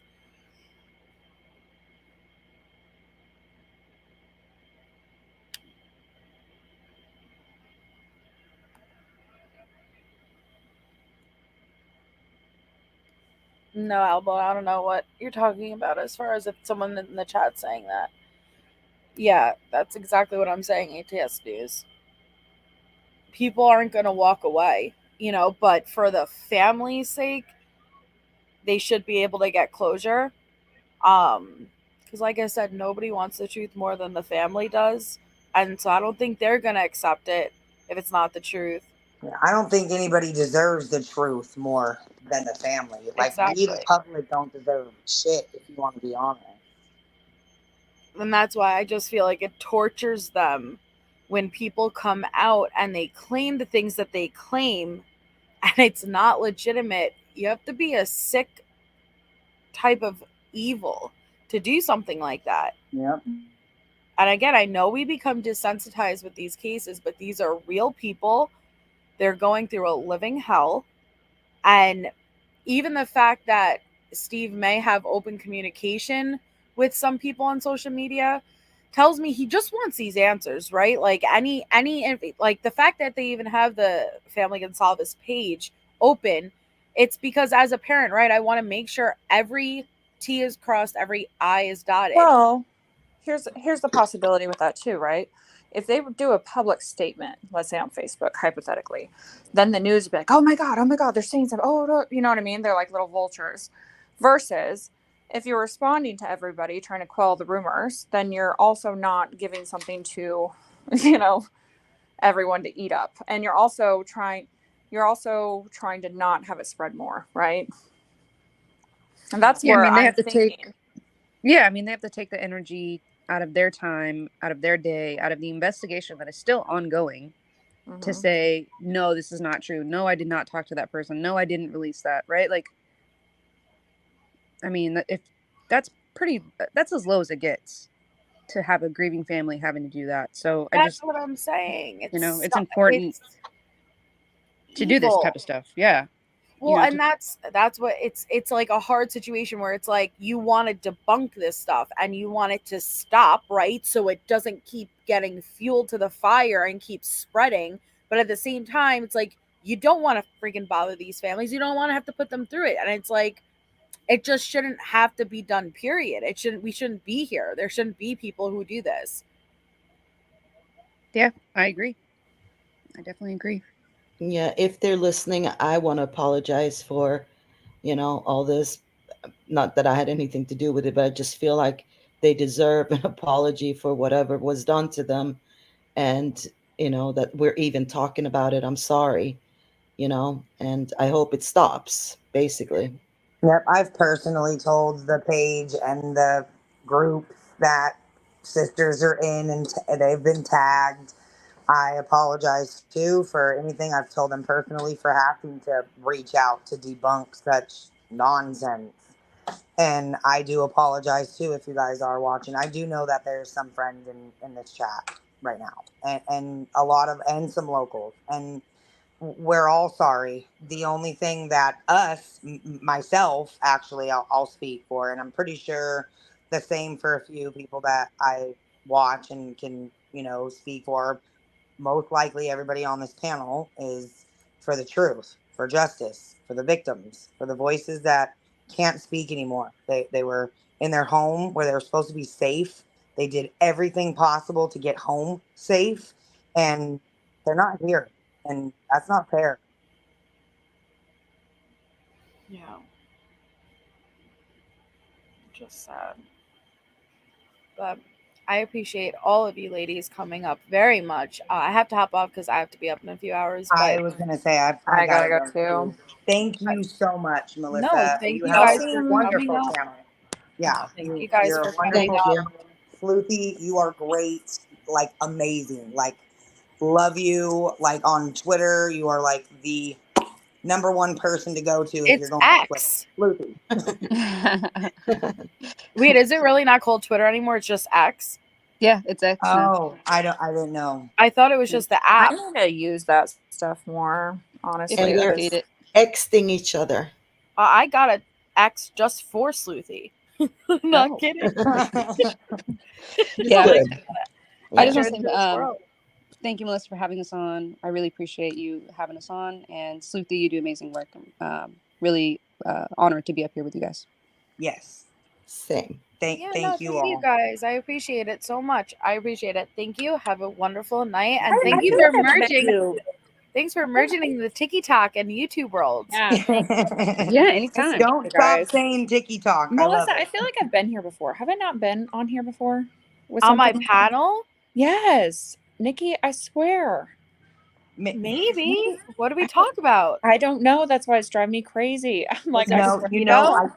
I think I know who you're talking about, Riley, and I think it was during the Gabby case, and she Maybe. may have been in chat, and she may have joined. Do you join panels, Melissa? I did, but I covered. I don't think with the potato case. I covered the potato case pretty hard. Okay, that's where it might be. I think. Yeah, maybe. Yeah. Because I'm like, I swear. I don't know. I feel like today was the first day I saw you, and I was like a debunker. I'm like, I like it. Yeah, I like y'all. Seem really cool too. I'm really. I love meeting. I love her and Jules. That's in the comment, Riley. Oh my God, check her out. Like, everyone seems cool. I'm like, what's up? It's awesome. But yes, thank you. You guys have a wonderful night. Bye, you chat. too, guys. Thank you, Justice for these guys. victims and Bye families. to the Thank you chat. guys so much. Yeah, Even have the a ones wonderful that night. don't like. Bye, chat. Good night. All right, thanks, guys. I know it's a rough subject. It's a controversial subject. All I know is that if you are someone who is faking these stories, claiming to know information that you do not know, you are tormenting the family. At the end of the day, you're tormenting this family. Don't put the families in the position where they have to debunk things. That should not be on their mind. If you have legitimate information, I think what Sleuthy said was a great point, actually. If you think you have legitimate information, send it to Shannon Gray. Send it directly to